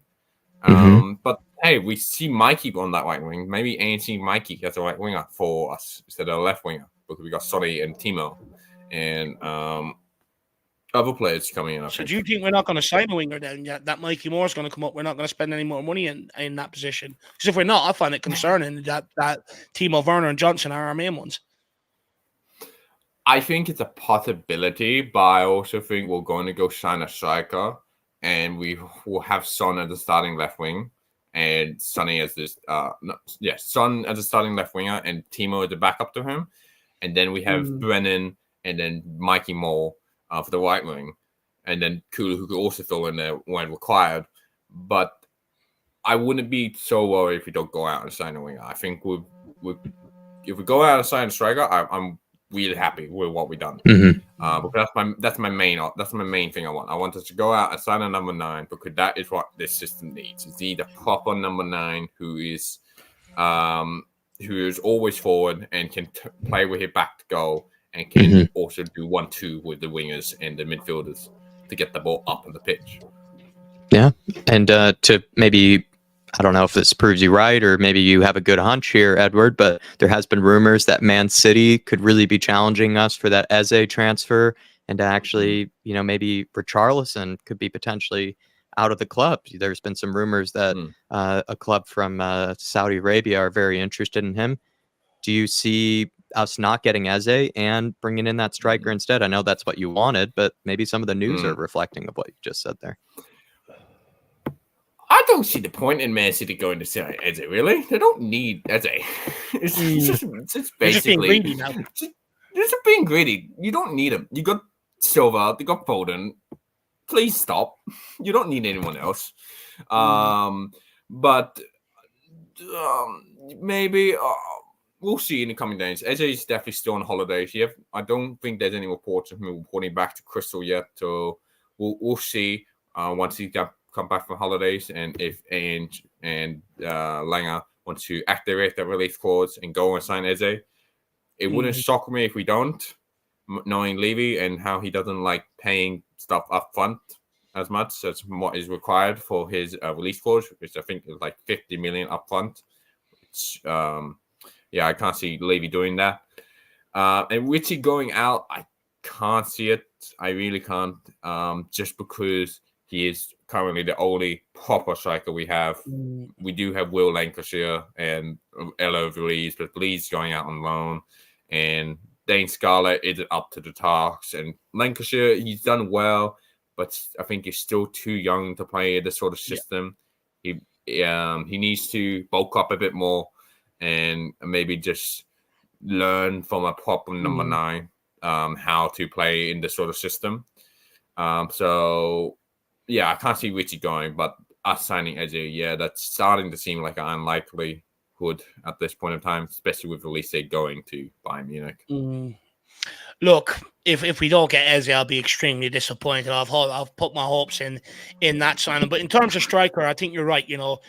You can't really afford to sell Richarlison and leave Will Lancashire, and some of the young guns as the ones leading the line. Like, that is one of the areas where you do need someone predominantly more experienced. You won't get away with that. You're absolutely spot on there, Eddie. And my concern is just quickly that if we let Richarlison go, are we leaving ourselves in a position again where it's too late before the season starts and clubs ain't going to sell? And if they do, they want over the pods and we ain't going to pay for it. So, I have a number of concerns there if we let him go. But I do fear if the 60 million comes in, he's gone. They're going to they're going to take it. And purely because of his availability and, everything that's coming with him over the last 2 seasons. So, look, let's wait and see. But Eddie, really appreciate your time this evening, my man. Really appreciate it. Oh, it's fun, guys. And we'll leave you on this. You might be happy. I know Girona, it's just confirmed that there ain't talks by Paul O'Keefe in talks for Brian Hill at this moment in time. So interesting to see what happens with that one. Goodbye, my lover. Goodbye, my friend. But Eddie, also same to you, my man. Have a good evening. You too, guys. Enjoy. Hope you feel better soon, Edward, and the sickness goes away sometime soon. I hope you don't have to feel under weather next time we see you. And have a good week at work. Have a good week. Have a good rest of your week, Edward. Yeah, you too, guys. Thank you. Legend. Appreciate you, man. Legend. Thanks for coming on. See you soon. And what a legend Eddie is, guys, by the way, over there on Tifo with us every Euro game, coming on at halftime and that, helping us out, saving your boy's voice box, and he's got very good things to say. And you know what? I will just quickly, Eddie, from where he first began coming on Tifo to now, he's getting so much stronger on screen as well. So, Eddie, big yourself up, my man, and wish you very better soon. And we've got this from the one and only Moondog. Good evening, Dave and Jack. Good to see you, Moondog. Hopefully you're keeping well. How are you and Charlie? Yeah, hopefully you're keeping well, Moondog. Thanks for coming on. Thanks for supporting us in the ways that you do every single season. Hopefully you and Charlie are feeling pumped up for this season. Looks like you are. I'm not sure where Charlie's on with the trophy hunt, but you say, I believe a trophy is coming our way this season. Listen, Moondog, you know me, big happy clapper over here. Always will find deluded reasons to think that it's going to be our year. I've joked to Dave and I've joked to Brad, so many people, that one of my favorite things about being a Spurs fan is after some of the most horrible seasons we've seen, we still come at the end of the preseason, we'll kind of go, you know what, I think there's a chance, this year that we win something. It's just, there's never really any evidence to support it. There's not much that really you can work off of to say that, but I think that's part of being a Spurs fan. It's just having that eternal hope, that eternal optimism that one day it will be delivered to us. And I can see that in you as well, Moondog. I think you're a bit similar to me in that regard. Bit crazy in the head when it comes to the trophies, just like me, and love you for it. But look, that's the great thing about a new season, though, right, guys, is that, everything that happened last season, it's gone. It's old news, The possibility to go and win 4 trophies is back on again. So, I get caught away in it. I'm never going to apologize for it. That's the sort of fan I am. And no one's going to, you could chastise me for it. I'm just not going to listen. But big up, Moondog. The quad is on, as they say at the start of the season. Isn't that right, Moondog? So big yourself up, my man. And good to see you in the building. Loads of people. Good to see you in as well. Chris Loney, Sebas Wolf coming in here. Alexander as well. Great to see you. Jazzy Fusion, as always. Good to see you, my man. We've got Yid Kid 1882, C-Max. Great to see you. Lynchy still with us. And the one and only Drew Zilla from a land down under as well. Really good to see you as well. Really appreciate it. And Moondog also says, when we win it, me and Charlie will come on. But Moondog, hopefully, that's this season. Look, it's open there anytime you want to come on and have your say, my man. Yep. Even if it's to a point where you're not comfortable on camera and you want to have the camera off and come on and speak, I know that can help. It really helps me or help me at the start and stuff like that. So Moondog, why not give that a go if you ever wanted to? And look, many people attest for this. Don't worry about it. Relax, we'll get you through it. We have plenty of questions for you. So, after that, then it's just about you, sitting there and giving off what's in your mind, Moondog. So if you ever want to come on, please do let us know, lad. Yeah, no camera required. No camera required, Moondog. We would love to have you. Hopefully this is a good promise from you and Charlie, because we would love to have you both on. Also, fan cams this season, if you're interested in that. If you wanted to send any fan cams after any games, you could also do that as well. Appreciate you, Moondog. Thank you. Yeah, big up, Moondog, absolute legend. And then Spurs Gar says, no, it's not coming. Just we moan about it. We are not getting with our signings. Yeah, look, I completely agree about the signings. That we do need more signings, 100%. But look, I'm allowed to get silly at the start of the season. It's silly season, isn't it? So, look, like I said, chastise me for all you want. I'm never going to apologize. I won't even apologize to my dad for getting carried away, at the start of the season. I'm not going to apologize to anybody else, And anyway, no one's going to police my fun. If I want to have fun, that's it, So, less of the fun police. Hashtag no fun police at the start of preseason. Please, we have all season. Look, I beg you. 10 games in, it's going to go to pot. We all know this. So after that, we can start dealing with realism again. But for the first 2 games, let me be deluded and let me enjoy myself. That's all I ask. But look, let's keep it moving. I actually agree. As much as I'm laughing, I actually very much agree with that. Let us just be in our cloud of delusion for the first 10 games, and then you can bring us back down to reality. Yeah. Big up. You can all Really come in appreciate everybody. after game number 10 and tell us we all, I told you so. Then you'll make me cry and then we'll move on. But yeah. Look, that's it. Let's keep it moving. I believe we've got the one and only Paul Connor in the background. Let's bring him on. Let's hear what he has to say. Paulie boy, how are you? You're on mute, first of all. Evening. How are you? Good to see you, Paul. And you guys, how are you? Yeah, good, my man. Look, let's waste no time. Let's get into it. I mean, where do you want to take this? I've seen you were active in the group chat earlier on, sharing your thoughts and opinions. Anything that you want to bring up and have a discussion about? Well, to be honest, what gets me more, it's like in the last game against QPR, Basuma, he had that magic moment. But what else did he do that game? What else did he actually do? Yeah, he might have had that one single moment, but we need players that are going to turn up for 90 minutes. We had a lot of that last season. They play well for 10, 15 minutes, and then they just started tippy-tappying.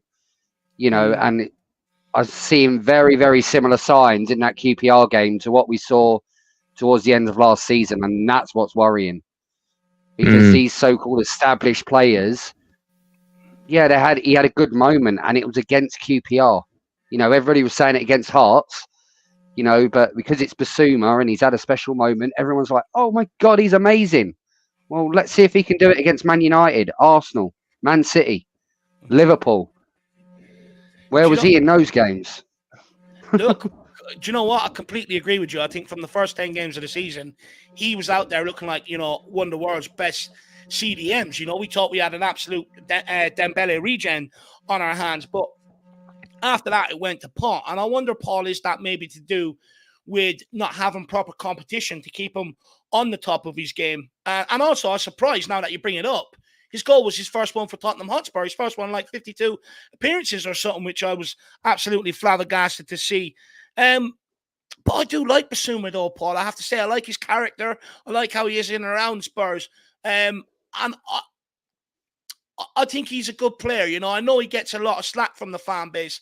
But are we in danger of going down the route that we went down with Hojbjerg? And now that Hojbjerg's leaving, everyone's talking about how much of a gent he is, how much of a great servant he was. But when he was here, everyone slated the guy.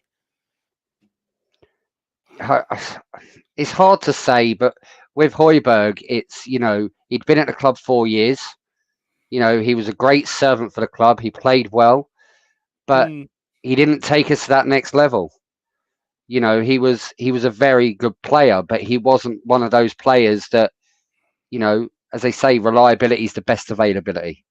And he was always there. He was always available, and you can't fault him for that. But we need to progress now. We can't just sit back, and it's good to see the club after 4 years with a player, instead of going, oh, here's another 5-year contract. They've actually looked to move the player on without, going, oh my God, we can't lose him because he's so reliable and everything else. They're actually, that's a good thing for me to see us moving players on when we should be, instead of leaving it and then extending their contract. And then you end up with the likes of Dyer that was here for, I think, 4 or 5 seasons too long, to be honest. It stagnated his career and it held us back because it took up a squad spot. So to me, players need to change over. The top teams, you don't see 1 or 2 players in there for 10, 15 years. The minute their performances start to drop, they sell them straight away. They're like, sell them and we'll get somebody else fresh in and freshen it up a bit. And that's what I'm hoping we're starting to see now with the likes of Hojbjerg, all these players going out. Brian Hill on his way out, which is good. Again, with Reguilon probably on the way out as well. All this is just clearing up squad space, and I get everyone's frustrated with transfers not coming in yet. But to me, we had such a bloated squad already where are these new players going to come in? And then we've got a massive bloated squad, and then we're in a situation where we have to sell really quickly to reduce squad numbers, so we end up with less money. So maybe the club this time has gone, okay, let's sell the players that we've got interest in. We've done our deals. They're all done in the background waiting to go. And literally the minute they're out, they'll be straight in. I can only hope that's happening. Are the club not doing what fans accuse them of then, which is prioritising the balancing the books over ambition? I don't think they're holding out on the market, selling players first and bringing others in, because fans like me would always make the argument, you got us into this mess, take the hit. Yeah, I don't mean holding out. I mean, if they get an offer for, a player, take it sort of thing, especially if they're not in our plans. There's hardly any interest. You get that offer come in, you take it. But I think we've got such a bloated squad. I don't think it is financial reasons we're holding back. I think it's got more to do with we've got so many players in that squad that are not going to be part of it. Yeah. They need to get these players out, because otherwise, we go on about the wage bill. We want these big transfers. Let's clear out some of these people that we should have got rid of 3 seasons ago. So now they're actually starting to go. I personally think as I've seen the reports, we've got 3 signings literally on the back burner, ready to pull the trigger at any point. But what's to say that we haven't already pulled the trigger, but we're waiting to announce it until these players usually come back from holiday, like Tony, Eze, people like that. The same happened with Maddison last year, if you remember. It went really quiet for about a week. Then all of a sudden, he's at Hotspur Way doing a medical. So it's the same when we signed Basuma, actually, as well. Yeah, so I'm not worried yet, but I do want to see that front line improve massively, because if we go in with what we've got, we're just going to have the same problems we had last season. Chance after chance after chance wasted. I think we had like 84 big chances created, and I think we only converted like 50% of them, which was like crazy. So, there are some fans that are saying they can't wait to see how Brennan Johnson gets on. He's on fire in this preseason. Not my words, according to other fans out there. And Timo Werner also looks good. So you're saying you don't have any faith in them to improve on what they've done last season then, Paul? Am I correct? Not really. And I don't know what they're watching, but when I'm watching, I see Timo giving the ball away a lot more than he's actually successfully completing a pass. Now, against Hearts and QPR, that's great. It's not going to hurt us. But you do that with Saka, for instance. He's gone. You're not going to win the ball back straight away off of him. He's just literally going to go.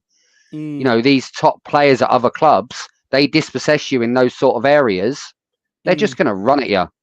Yeah. And that's what I mean. I just think it's pre-season. It's about match fitness. And if he's not completing passes and getting his crosses right now against QPR and Hearts, he might. Like last season, he got the odd 1 or 2 a game that were successful, that actually went into the 6-yard box, that were converted. But if you watch the whole game, he wasn't fantastic. I think he had 1 or 2 games, but that's our problem, I think, as a fan base. We see a player have 1 or 2 good games, and they go, they're amazing, well beat us.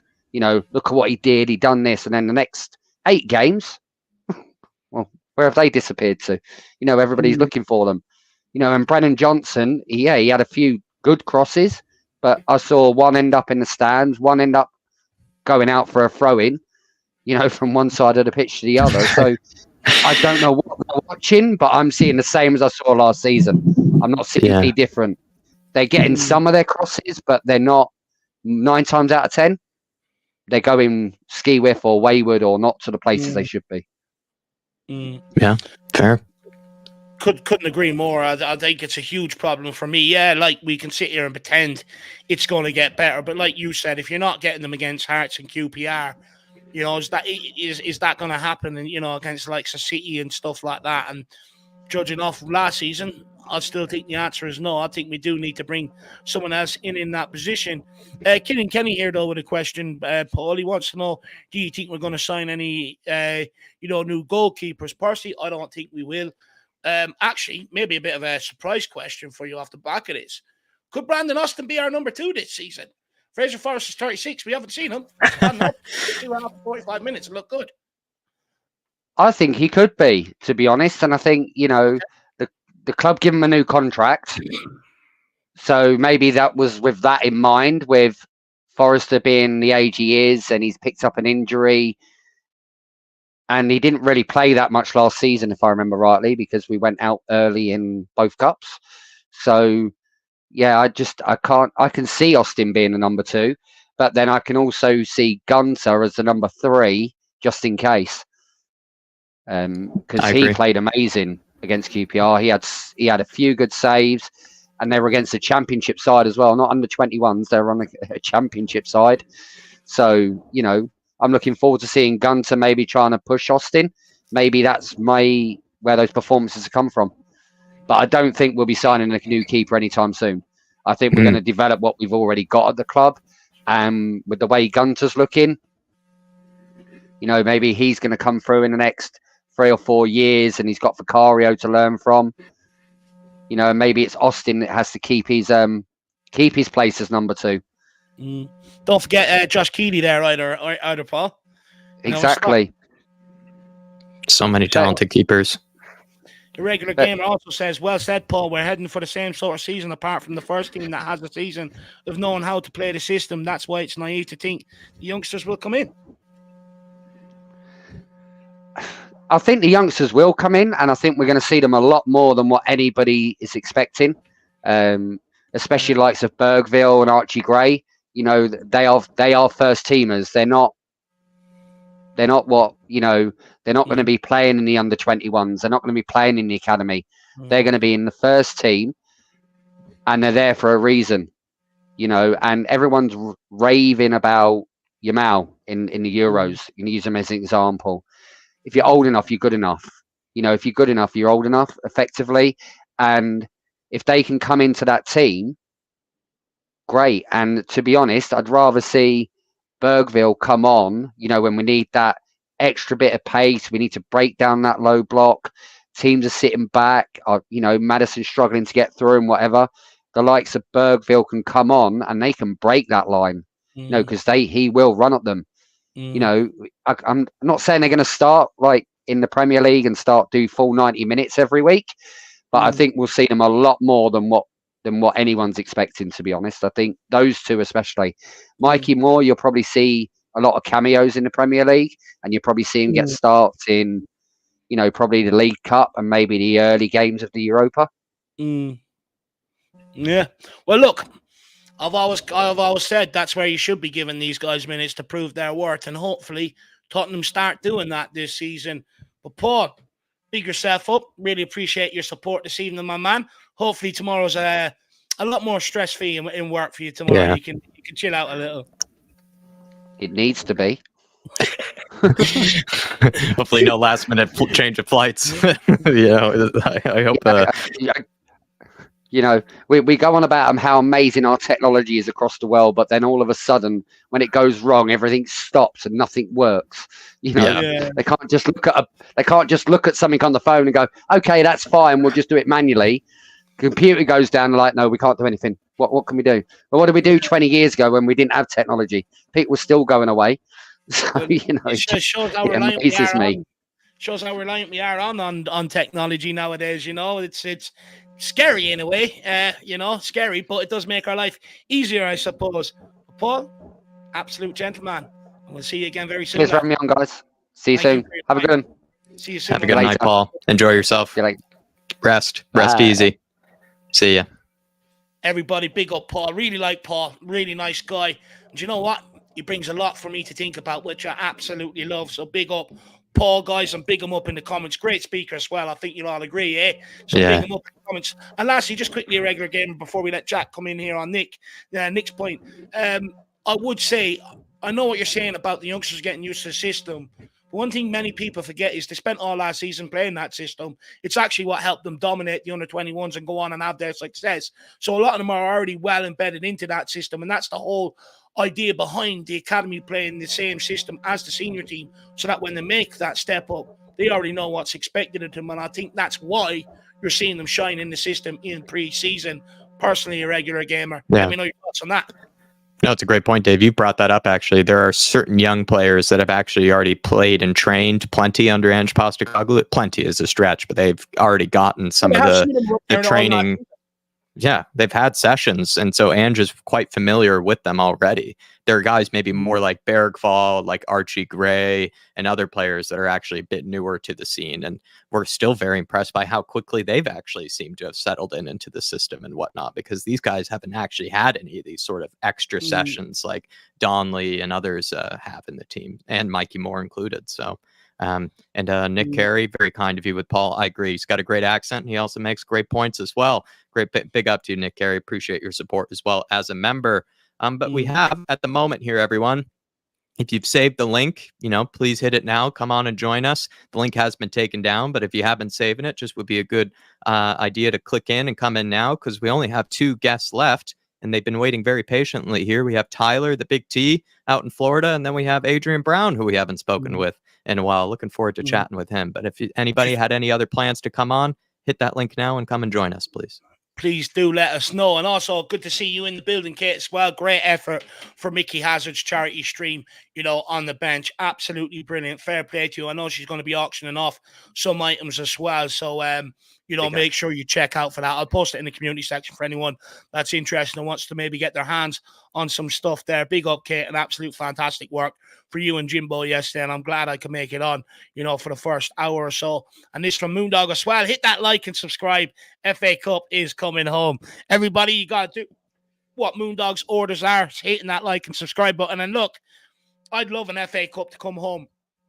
Look, I'll be brutally honest. I don't have as much attachment to an FA Cup as maybe some of the older generation do, because there was a lot more of a big sort of foray about the FA Cup back then. But for my father's sake, I'd love the club to pick up another FA Cup. He absolutely loves it. It used to be routine in his life at one point. So, wouldn't mind getting back there, Moondog. Big yourself up, buddy. He wants the FA Cup, and Roy Viken earlier wants the Europa League trophy. So, Roy, you and Moondog, you guys both want trophies, but there's a difference in which ones you would prefer. So, Moondog seems more attached to the FA Cup. Don't blame you. But I might actually be on Roy Viken's side. Moondog, I might think I want the Europa League. I'm a big Europa League guy. Well, guys, let us know in the chat what you want next season, or what would you prefer, Europa League or FA Cup? Please let us know in the comments. But we are going to keep this moving, and let's move on. Big T, if you're there, let's go, brother. He is. How you keeping, my man? How was your trip? How you doing, Tyler? Doing well, guys. Doing well. How was the trip in the mountains? It was great. Coming home on the flight wasn't too good. Got stuck in Atlanta for like 5 or 6 hours, but oh Lord, got home this morning at 8 a.m. Got a decent amount of sleep, luckily, when I got home, but it was a rough one yesterday. Yeah, geez, that does sound tough.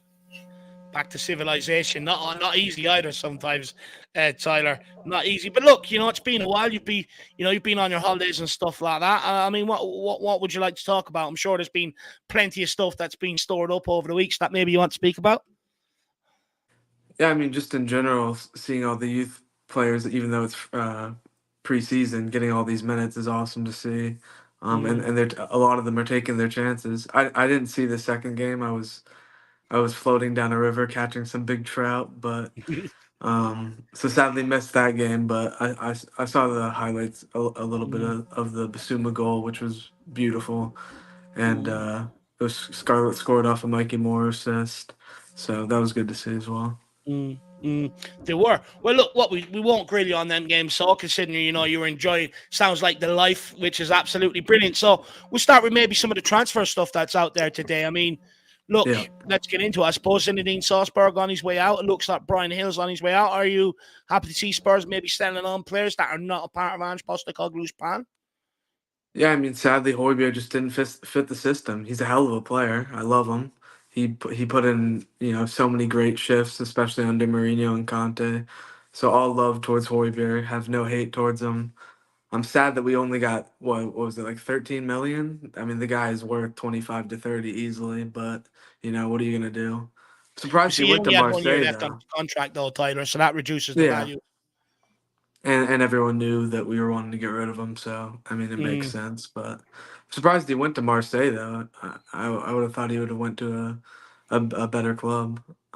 Obviously, they have history in France. They have some of the most history in France, but it looks like they're building something over there now. So good luck to him and good luck to Marseille.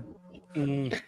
Yeah, De Zerbi's cooking, and he's asking for, I think, a lot of backing, right? And the fact that he's gotten Hojbjerg says a bit about Hojbjerg's quality, right? Despite maybe what others might think of his quality, it does say that De Zerbi at least rates him. And he's also going back to a club that he actually scored that amazing winner against for us in the Champions League, which I thought was pretty funny that he's going to now play for them after he scored what was one of my favorite goals in a while, I think, in a Spurs shirt in the Champions League. That was a great winner that Dave and I remember doing a great watch long for. Tyler, Richarlison rumors have also been happening again. Do you believe them? It looks like Al Ahly could be in for him for around £60 million. Do you think Richie might be leaving this summer? And would you like to sell him if £60 million were offered? I would sell him immediately if someone offered 40 million or 30 million, honestly. So if we You lost all your 60 faith in Richie. Tell me why. I didn't lose all my faith in him. I just think we should have a better striker up there. I just don't think he's good enough for, especially for a team trying to win titles. I just don't think he's good enough.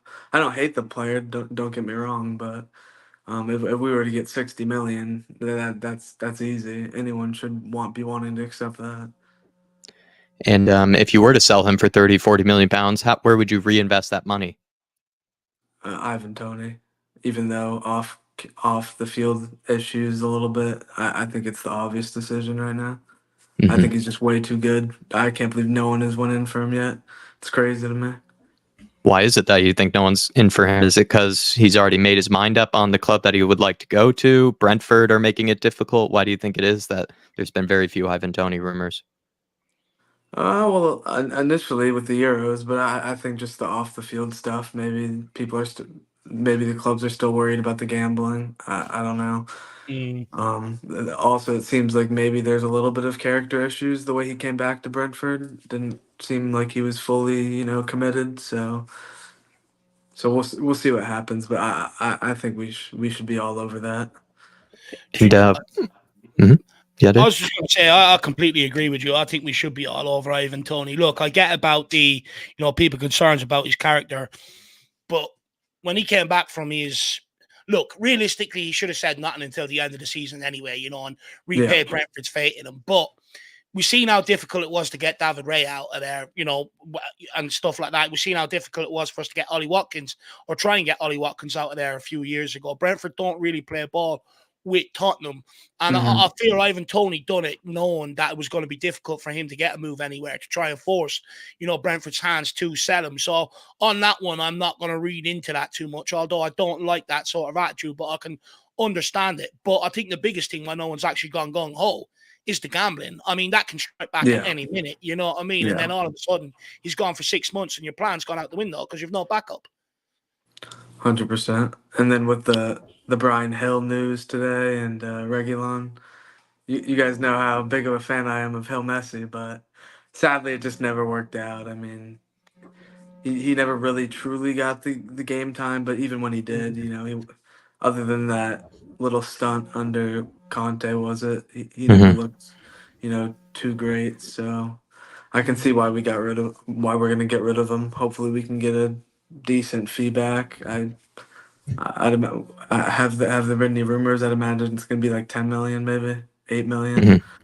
I don't know, but good luck to Hill Messi. Love the kid. Hopefully he goes back to performing in Spain. He never adjusted to the league. I think it was a bad decision loaning him back to Spain a couple times.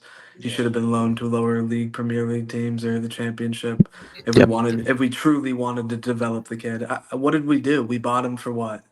I don't get why we bought a big fee. 25 million plus Lamela, was it, or 20 million? Yeah, plus it was a big fee. I mean, it makes no sense. We didn't even try to develop him. We basically gave up on him every season. Just said, "Oh, go back to La Liga, go back to La Liga," and now we're losing. Yeah. Now we're gonna lose like 30 million if you think about it with Lamela and the whatever the fee. So I don't know what the hell we were doing there. That was horrible decisions, but Yeah, it just We'll seemed see like what the club happens. and the managers weren't on the same page when it came to Brian Hill from the very get-go, and it just never really was going to work out for either party, whether it was going to be Brian Hill's case or the managers. They just seemed to be kind of at divide over the guy. Do you think that Spurs are doing a good enough job with the outgoings, though, this summer, Tyler? Because Brian Hill, likely to be out the door soon. Sergio Reguilón, you'd like to think probably will be out the door as well pretty soon. Hojbjerg's just left. Sessegnon, contract, ran out. But then Yeah. you see guys like Ben Davies and Emerson still going on the plane to Australia, or not to Australia, to Korea and Japan. Do you think Spurs are doing a good enough job with the outgoings, or do you think they need to do more? I mean, they definitely need to do more. I think the biggest problem is clubs wanting these players. Um, I know Emerson has had a lower bid from Milan. We should just accept it. Let's be real. I mean, the guy's not worth 20-25 million. I don't know why we're trying to rent Milan like that. Like they're a bunch of idiots or something. I don't know. It makes no sense to me. If somehow we do get it, all credit to the club, but just sell the guy already. I like Emerson. I love his attitude. I love that he, put his own money in to try to develop and get better. And I think he did get a little bit better, but he's just not good enough on the ball. So I just get rid of him. He's not good enough for the system. Mhm. And then people like Skip and Davies, there's just no reason to keep on. I mean, I get the thing with Davies, I guess, just keep him for experience and leadership maybe, but I mean I don't want to hear it. I'm he's been a sorry. part of all the no, I know. He's been a part of all the, horrible defeats and stuff. I mean, I get it, he's best friends with Son, but is that why we kept Dyer? Because he was best friends with Kane and now he's gone holding Kane's pocket in Bayern now. Mm, So I mean, get rid of these. If they're not good enough, I don't care if they have a good mm, relationship with some of the players. I mean, we can't be holding on to players just because of player relationships. mm, We need squad depth. We can't be taking away spots from youth players that can actually develop and really make a difference in our team. I mean, Davies, I can't remember one like really good performance from Davies last year. I mean, it was just filled with stinkers. I mean, maybe a couple decent performances, but there's no point of holding on to him. And then Skip, I don't think had a good moment all year. I mean, the guy is way out of his depth in the Premier League and especially in the top team. I mean, the guy. I mean, I love the kid that he's a Tottenham youth player, but he's terrible. I mean, we have to get rid of him. mm, That I was a little bit surprised we got rid of Parrot right away, but I Hmm. see. I realize what they really like Lancashire, I think, and he's looked mm, pretty damn good. So I Hmm. watched the first. I didn't watch the second game, but Lancashire really mm, impressed me in that 20 minutes or 15 mm, minutes, whatever he had. So I can see what they're doing there. And imagine Lancashire behind Tony, learning from Tony. mm, I think that would be awesome. So I really hope we can get Tony in. mm, mm. Look, I think it would be ideal, to get Tony into this front line. I think he gives you a lot of what we missed once we sold Harry Kane. I think it'd be absolutely ideal. As for Ben Davies, look, Yeah. understand, and he's going to be kept around. I've already, had 2 days off to myself to get over it and, not cry about on stream. However, I ask people, and I'm not having a pop at you, Tyler. I just don't want anyone to tell me that he brings experience and leadership. They're the two things that he absolutely lacks. And if he did, he'd be on the football pitch. But look, he's going to be kept around, so it is Yeah. what it is.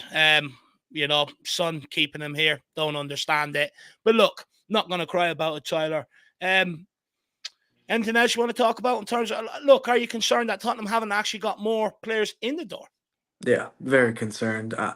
I said it in the group chat earlier. I honestly would not be surprised if we didn't bring another signing in, honestly.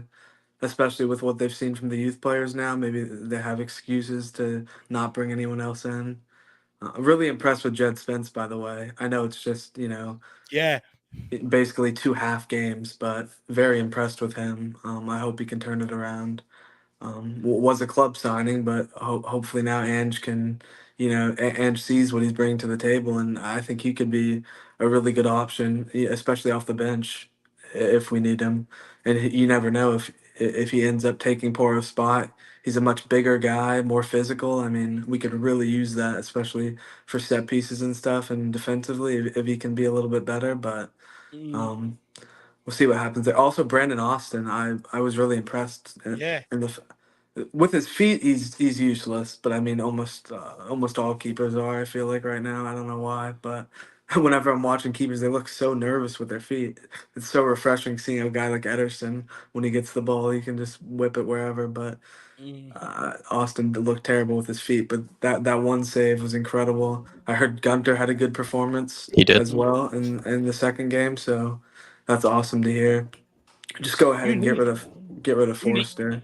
you need Austin to come through. You know, you can't be looking at Matt Turner anymore, Ty. Yeah, no. We have terrible goalkeepers in America right now, which is sad because we used to have some really good goalkeepers, especially obviously Tim Howard, incredible player. Brad Friedel, Casey Yeah. Keller, ex-Spurs goalkeepers, absolutely brilliant. Well, look, Ty, anything else you want to bring up before we let you go, my man? Just hoping that we get some signings into the door. I mean, you see the Eze news today with Man City rumors. If they go in for him, it's over for us, obviously. Mm. I just hope we can get some more depth in. At least give me one quality attacker, please. I don't care if it's a striker or a winger at this point. I wanted both, but Yeah. please just give me one. I don't care if it's Tony or Eze. Just give me somebody. We need some more quality up there. I mean, Werner has like a couple like random crosses that are amazing somehow on that left foot, but the guy's not good enough. Johnson's not good enough. Solomon's not good enough. We need to get in some attackers. We have to. If not, it's going to be a long season. It's going to be tough, but I couldn't agree more. Look, one thing, my biggest takeaway from preseason last season, you can't play Johnson and Werner in the same team because it is just so void of quality and very hard to watch. I agree with you. We need better players in the final third, and that's what's going to take us, ultimately help us improve from fifth and hopefully climb higher up the ladder. You know, that would be absolutely brilliant. Couldn't agree more with you, and probably have many late night conversations, Tyler, you know, about this forward line. You know, you're my go-to when I'm annoyed about something with Tottenham, so really appreciate that. But Tyler, it's absolutely great to have you back gearing up for the season, my man. And we'll speak to you again very soon. Sounds good, guys. Have a good one. Come on, good rest of your week, Big T. Come on, you Spurs. By the way, before you go, what do you rate my new top? It's beautiful. I'd give it an 8.5 out of 10 now. 8.5 out of 10. He's honest. 8.5. I think it's something that would suit you, Tyler. I think you'd absolutely love it, my man. But Tyler, yeah, you look good in it. We'll speak again soon. Sounds good, guys. Pick up, Tyler. Have a good one, man. Bye-bye. I love that Tyler actually always does do a big "come on, you Spurs" at the end there. Something that if anybody else wanted to take that from him, you're certainly welcome to copy it, because I think it's very good from Tyler that he always gives a passionate poise at the end. Adrian Brown, email Dave's email, theirishyid@gmail.com. It should be in the description below, because you were in there this whole time. So we would love to have you on. What we might do is, I'll get this sorted. You take Michael and I'll get this sorted with Adrian. That's what I think will happen, Adrian. So just email us and then we'll send you the link to you, and then you can come on after Michael, and then you'll just end up being the closer for tonight. And also Lazy 8, if you also have the link saved as well, feel free to come on and we can fit you in as well. We can squeeze you in if you would like, Nico. But we'll just go on to Michael next, just to keep things moving, keep things efficient, if that's okay with Michael there. 100%. Just quickly, Drew Zilla, you know you're more than welcome on anytime, my man, to have a conversation with us. But look, when it comes to Brennan Johnson, you know what? Get in contact, my man. Let's have a conversation about Brennan Johnson one day. Maybe you can come on and be on one of my short videos where maybe you can tell me what I'm missing with Brennan Johnson. How about that, Drew? That would be absolutely brilliant. A bit of back and forth. And plus, it'd be good to speak to you, Drew. Look, they're only my opinions. My opinions are they're not gospel or anything like that, my man. Everyone's entitled to their own opinion. But look, reach out. Let's get it done. Let's do a short video, short conversation on it, and we'll put it out there to the people. Drew Zilla, but great to see you and really appreciate you tuning in from down under. What are you doing going home from work this early? Is it not early hours in the morning for you over there in Aussie? Maybe I'm wrong. But look, let's keep it going. Adrian Brown, like Jack said, email me. I'll send you the link. We'll get you on. But let's keep it going. Let's get on the one and only Michael, all the way in from Poland. Michael, I was going to say Poland. How are you keeping? Michael, how are you keeping? How is Poland keeping? Really hot. Yeah, I've been to Eastern Europe and Berlin before around this time of year, Michael. It can get very, very hot in that region. And also the sun is up for a really long time, nice long evenings, summer evenings. But Michael, how's your Spurs mind doing, sir? Have you caught any of the friendly games? I watched the first one against Hearts, but unfortunately, unfortunately, I just couldn't catch the second one because we were meeting with my friends. As I think I messaged David about it, right? But I've seen some highlights. I've seen the general opinion, but I can't really say much on like specific players from the second game, right? Because I haven't seen the whole of it, right? And I can't find the replay anywhere, and I don't have Spurs play because, sorry, it's a bit too expensive for me to buy Spurs play. So too expensive from Koi's Daniel. Yeah, I don't blame you. Would you like to discuss some transfers then? Maybe instead, that might be a bit more up your wheelhouse. And let's go for one it. we haven't spoken about probably enough today is Man City could be swooping in for Ebereeze. Does that disappoint you that Spurs might be maybe missing out on that target this summer? Yeah, I honestly, it disappoints me greatly because I think whether people think he's like the solution to our problems or not is a different thing, right? But I think what he brings to us is exactly what we need in terms of, first of all, he's homegrown. Second of all, he can cover multiple positions. And third of all, he gives that like a big transfer vibe. So we often speak about like Tottenham not making those signings that really make you go, wow, we actually pulled this off, right? Wow, we actually got this player in, right? And again, I'm not talking about like Mbappe's of this world, but still there is plenty of like a bit lower level players where you can actually go, like, I'm surprised we actually pulled it off. And again, I have to stress he's homegrown. He fits into the needs of the squad. I think I talked about it with Dave. I personally think we really need to like get this attack stronger. And I personally think Richarlison won't be sold. I don't know. I just get the vibe that he won't be sold, which probably means we'll play Richarlison and Son as like main striker duo, which for me leaves a gap on the left wing where I think Eze would really suit.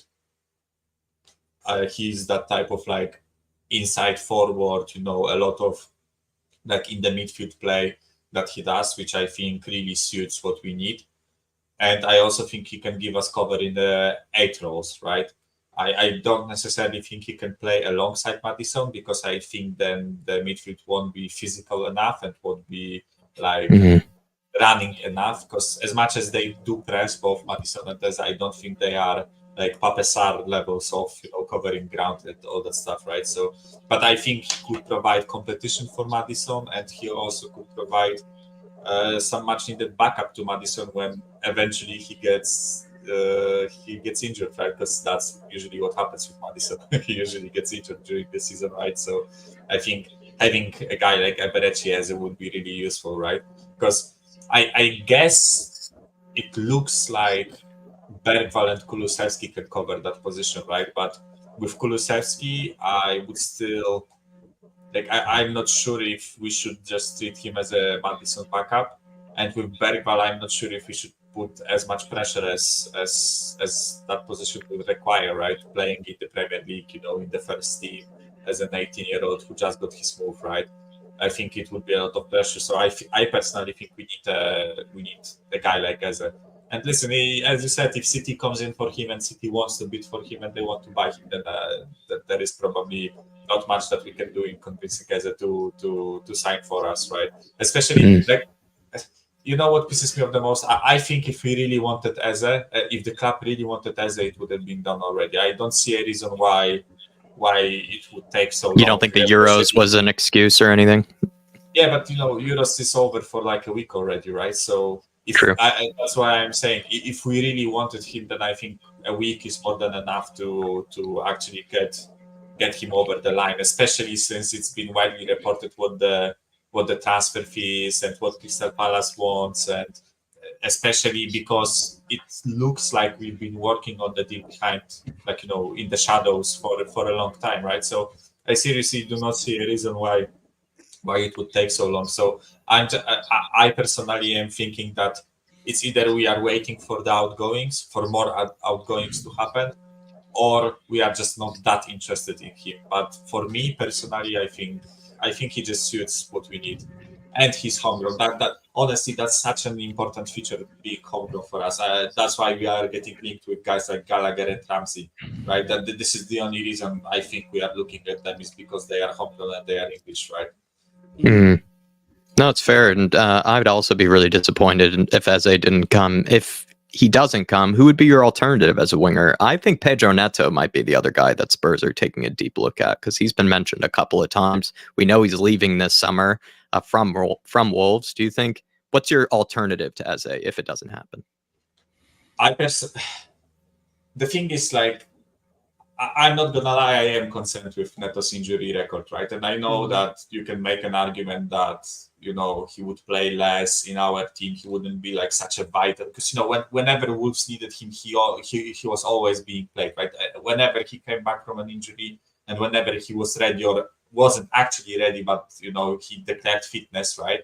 They always used him and he just kept breaking down. You can make an argument that he would play less minutes in our team, right? But still, like, there is something that's just bothering me with that side of the player, like skill wise, you know, what he brings to the team. I am all for it, right? I think he's a brilliant player. I think he's super talented, but I would just be worried about that. But also, I have to say that I think I would rather look for a player for the left side, not the right side. I think we have Brennan Johnson there, and as much as I think Kulusevski is better in the middle, he is still like considered a right winger, right? So I would much rather see us bring in a left winger to the club.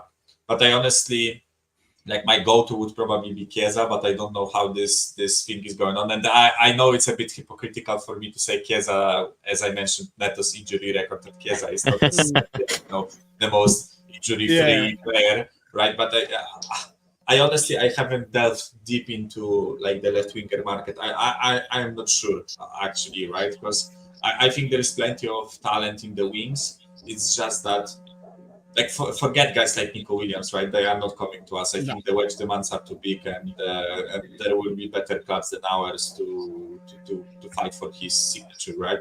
But I think we really need like a dribbling master on one of the wings, right? Because we have plenty pace and power in that forward line, right? We have Son, we have Johnson, we have Werner, who are all more of a pacey, you know, knock it past you and just run away type of wingers, right? But other than Kulusevski on his day, we don't have that, you know, like dribbling, you know, put you in a spliff, as expression says, right? Right?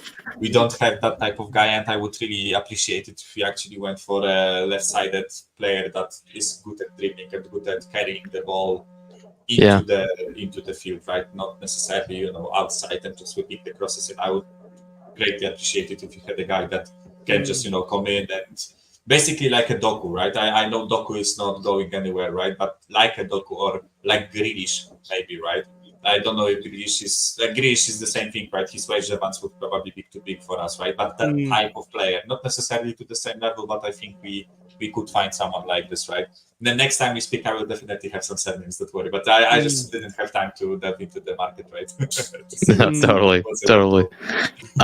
There was also some other news, Michael, about Pierre-Emile Hojbjerg has been leaving or has left, right? Sergio Reguilon is out the door soon. Brian Hill could be headed off to Girona. But then you have Emerson and Ben Davies still on the plane, you know, to Australia. What have you made of the outgoings this summer? Do you think Spurs are doing a good enough job? Do you think they're pushing the boat, or are they not doing enough in your opinion? I'm honestly, with the outgoings, I'm quite satisfied, because it seems like we are, like, I don't want to say ruthless, because if we are ruthless, seriously ruthless, then most of those players will be gone already, right? But at least I see the intention of getting rid of them, right? So I was seriously worried that we will see some of those guys, like, an attempt to be made to integrate them into the team again, right? Which hasn't worked for past like 2 or 3 years with some of them. So why are we giving another chance? And I know the counter argument can be Jed Spence. Look at how well he's doing, right? But I think it's a different type of vibe with like guys like Sergio Reguilon and Brian Hill and Hojbjerg, who clearly aren't in Ange's mind. And I think that just shows that we are actually looking to support what he needs, right? If he says that he doesn't see those players as part of his squad, then we are actively trying to get rid of them. But it's just the way that our club operates, right? Which is that we aren't selling for cheap when we don't have to, right? And I think the same thing happened with Emerson. And honestly, maybe that's just coping. But I think with Emerson, I think we are doing the, putting him on the market, allowing him to show his prowess or whatever, right? So that maybe many eyes look at him. But unfortunately, Emerson does what Emerson does and gives up a goal in the first minute of his playing against Hearts. So it's not really looking good for raising the price or whatever, right? But I'm honestly, I'm really happy with the players that are gone already. As much as I loved Hojbjerg and as much as I think he was like a good soldier and whatever, I just don't think he suited that team and that style of play. And I am happy that we actually got rid of him instead of just, drawing it out and, either letting him go on a free and just keeping him on the bench on a really big wage, by the way, because he was actually like, I think 100,000 a week. Fifth or sixth biggest earner right at the club. Yeah, he was on 100,000 a week. Yeah, Hojbjerg. Yeah. And what's fair play about Hojbjerg too, though, apparently he really pushed for the move this summer. He actually said he refused to go on the plane to Korea and everything. He said, get the deal done for me, please. And I think that sort of reflects Hojbjerg's attitude really about football in general. Like he doesn't want to get bogged down in, wages and these sort of kind of things, even though, like you say, he was paid a pretty penny. I think he's one of those guys that just wants to know that his career is intact and, his future is secured. And, fair play to him for actually making it easier on the club, because we know in the past Daniel Levy has made things very, very difficult for players when leaving, but actually Hojbjerg has practically made it impossible for them not to get it done in time. So I actually respect him for that. Michael, we're about to say. Yeah, so like I basically just wanted to echo your thoughts. I am really happy that it got done. I am really happy with like Ndombele going and all those other guys, but I still think and Tanganga and guys like that, but I still think there is like plenty of job to do. I still think we should get rid of Reguilon, Hill.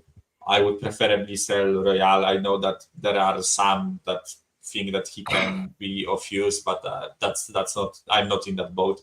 I think we should be selling him because he clearly does not suit the system. He does not suit the inverted like wing back role. And for the center back, we already have cover with guys like Radu Dragusin, right? So preferably they will be used in that space. But honestly, I've also seen links with Richarlison to Saudi Arabia, and I know that many people will not agree with me. But I think if and that's a big if we have a target, if we have a striker on our mind, then I think we should sell him and buy another striker, especially if the touted fee is like £60 million or something like that. I see no reason not to sell him.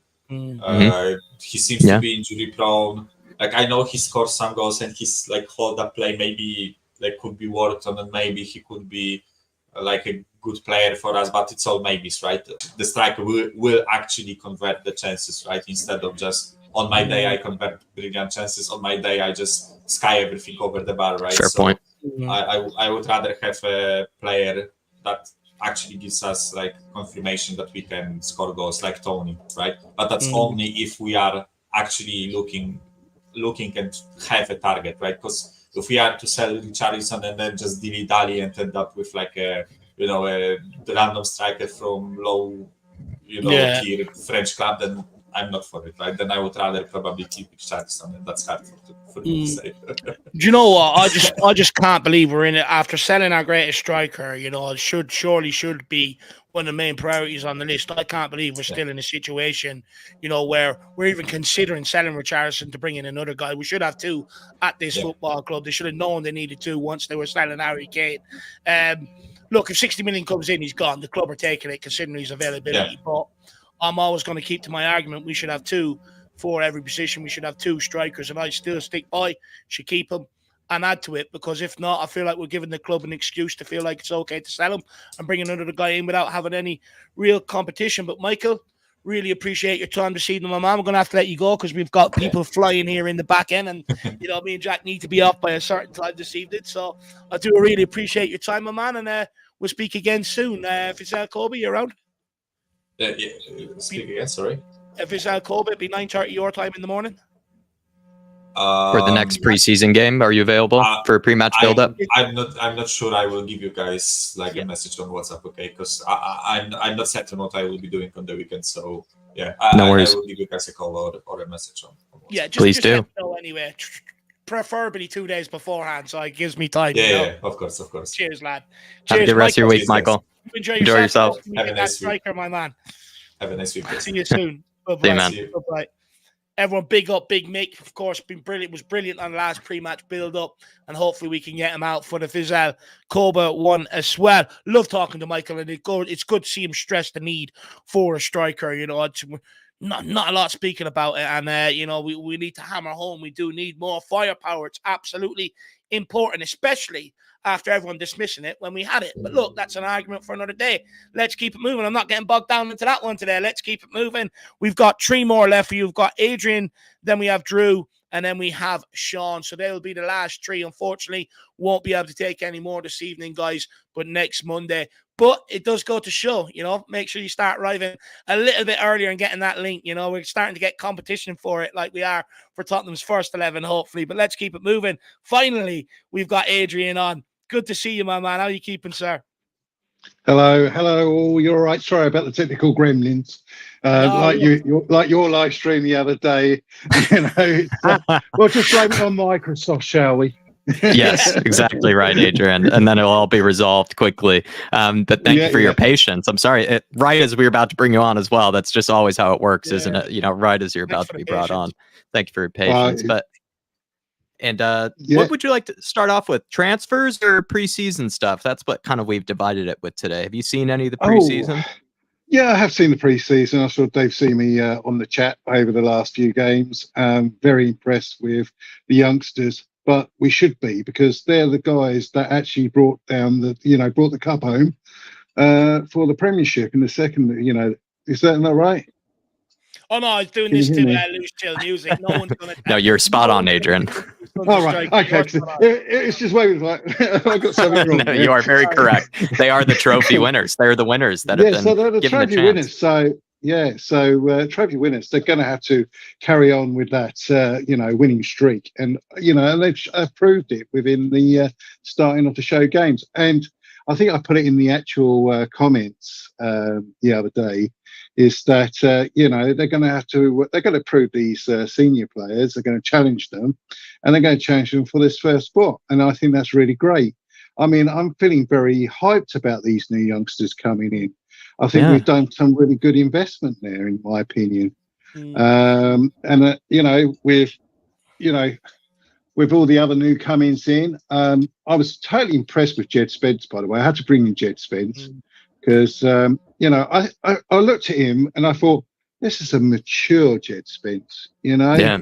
You can see that, we've all been there. We've all been that childish person going through the teenage stage. I think he's just gone through that, transfiguration, and to say, he's got a knuckle down. And I hope Tottenham actually, takes note of that. And I think we should give him a chance, most probably to, even if it's just for a short time, just to see how he all goes. Because I think on the first game we watched when they were playing Hearts in Scotland, I mean, that was unbelievable. And, this is the Jed Spence that everybody does know or before coming to our club.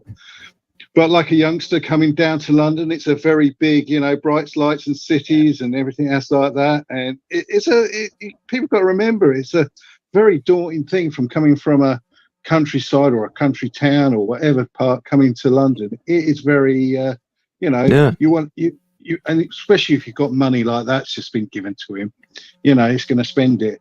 I mean, but the thing is, what proved his downfall was that he was having parties, and I believe one of the coaches were living near his house, and obviously reporting back to the club about the party's having. So I guess that didn't go down well. But let's hope he has changed his attitude.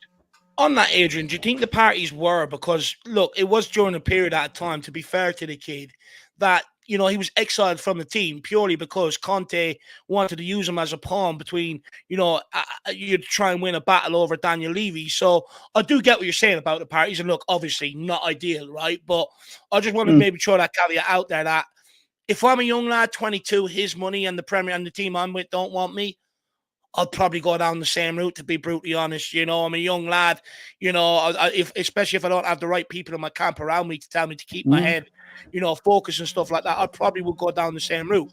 But I think we'd all agree, it's great to see him maybe, and I agree with you, it looks like he's refocused, it looks like he wants to be here because the two performances he's put in pre-season, someone that doesn't want to be here does not bust their gut the way he has. Oh, totally. I think there's a bit of a transformation. When I saw him, you could see that boy's gone and the adults come along a little bit. And maybe all this young people coming in and all, I think they've got, it's funny how they got the maturity. And I think he's seen himself in that squad, in my opinion. And I think that's given him a lot of help because, again, if you come into a squad with a load of seniors, you're going to feel like you're the youngest there. But having people around your same age group gives you a bit more confidence, and it, hopefully they'll, not party, but encourage each other to succeed where they want to go in their football career. So, I just want to say excellent points from yourself there, Adrian, on Jed Spence. I think Dave and I were in a similar boat when it came to it, that he just looks to change man, but also has done the mature thing, which can be hard as a young player and a young person, which is he's kind of taken the higher road, where he has realized that he has been hard done by the club, by previous managers, but has just now decided, I guess, just to suck it up and just kind of ride past it and be the better man. And we're now seeing the benefits of that. He looks a very mature person because of it. Then you were also mentioning, too, though, the younger talents, and you said you're hyped. I think those were your words by it. I mean, what do you make of the fact that I think someone before earlier in the chat, I wonder if you would agree with this, Daryl Bradford was saying, don't want to jump the gun here, but the kids look like they're actually understanding and getting the system even better than some of the members of the first team. Would you go as far as Daryl has? Yeah, I mean, I totally agree with that. I mean, I think they've experienced the success. So that's one good thing with our team. And I think they're hungry for more. I think they want to show that they can be the top team. And I think the seniors, like I said from the start, I think the seniors will need to be a little bit worried about their positions, because I'm sure there'll be one or two might be taking over, first place on that. So, but that's good, because that's good competition. Get good competition in, and let's see how it all goes. With the transfer, so this leads us on to the transfer news and Go ahead. Outside that, nicely, and everything outside that. I mean, let's salute Pierre.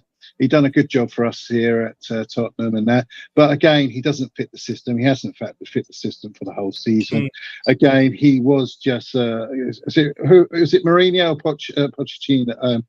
He was a Mourinho signing, Mourinho signing. So, he was always very defensive. And the one thing that always annoyed me with Pierre, he usually sent it back to the goalkeeper or sent it back to the defence. And that's never going to hit Ange's philosophy in football. He wants them right up there.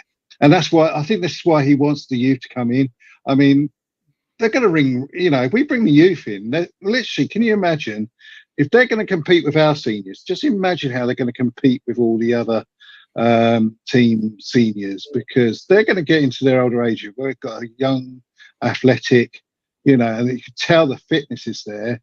And there'll be, because every time we saw the second half over the last two games, when they brought the youngsters on, it's just a total different match.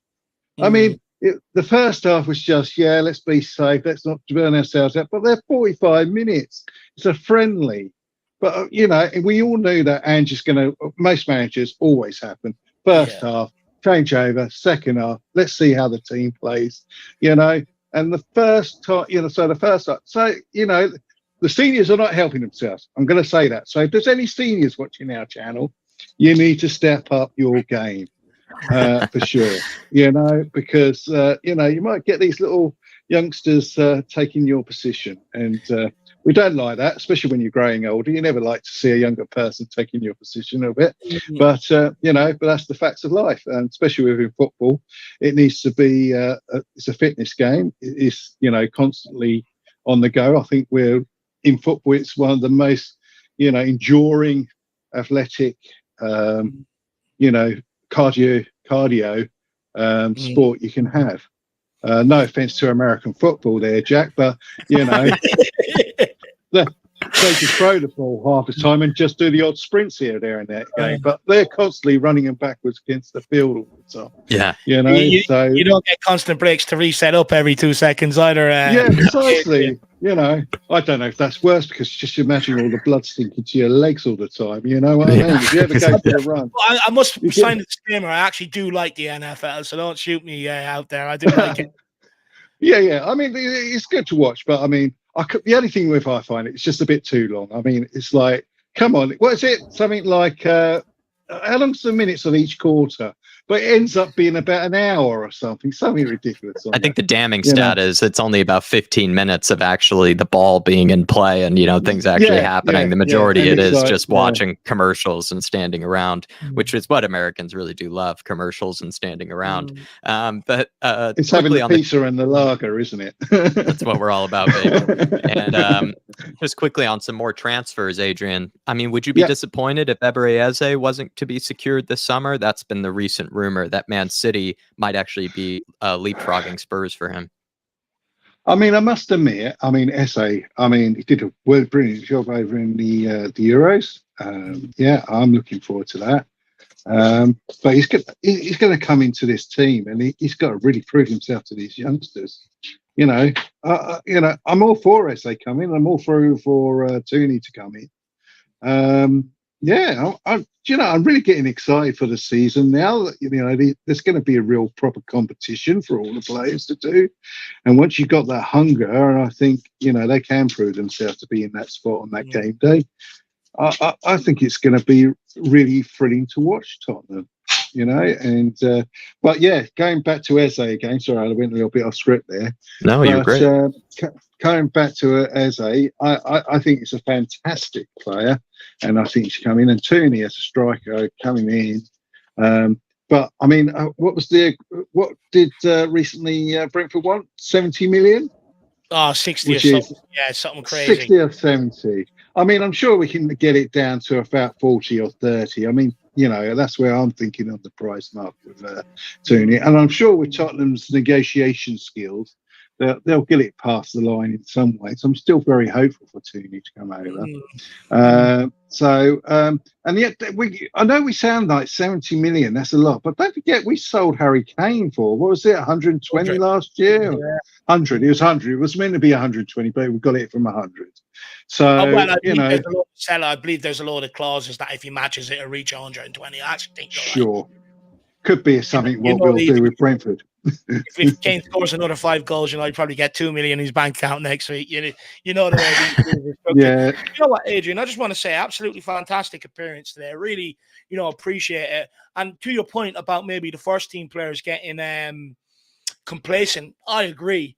I think when I look at it, right, the first team has gone out. Look at the performance they put in. Is it any better than what we've seen last season to a degree? And you look at the youngsters who have also had a year playing handball, are they performing because they have more of a point to prove? And that's why we're seeing it maybe look better on the youngsters than the first team. It's something that's fascinating me for sure. But Adrian, I'm sad I have to end this, my man. We've got to keep it going. Okay.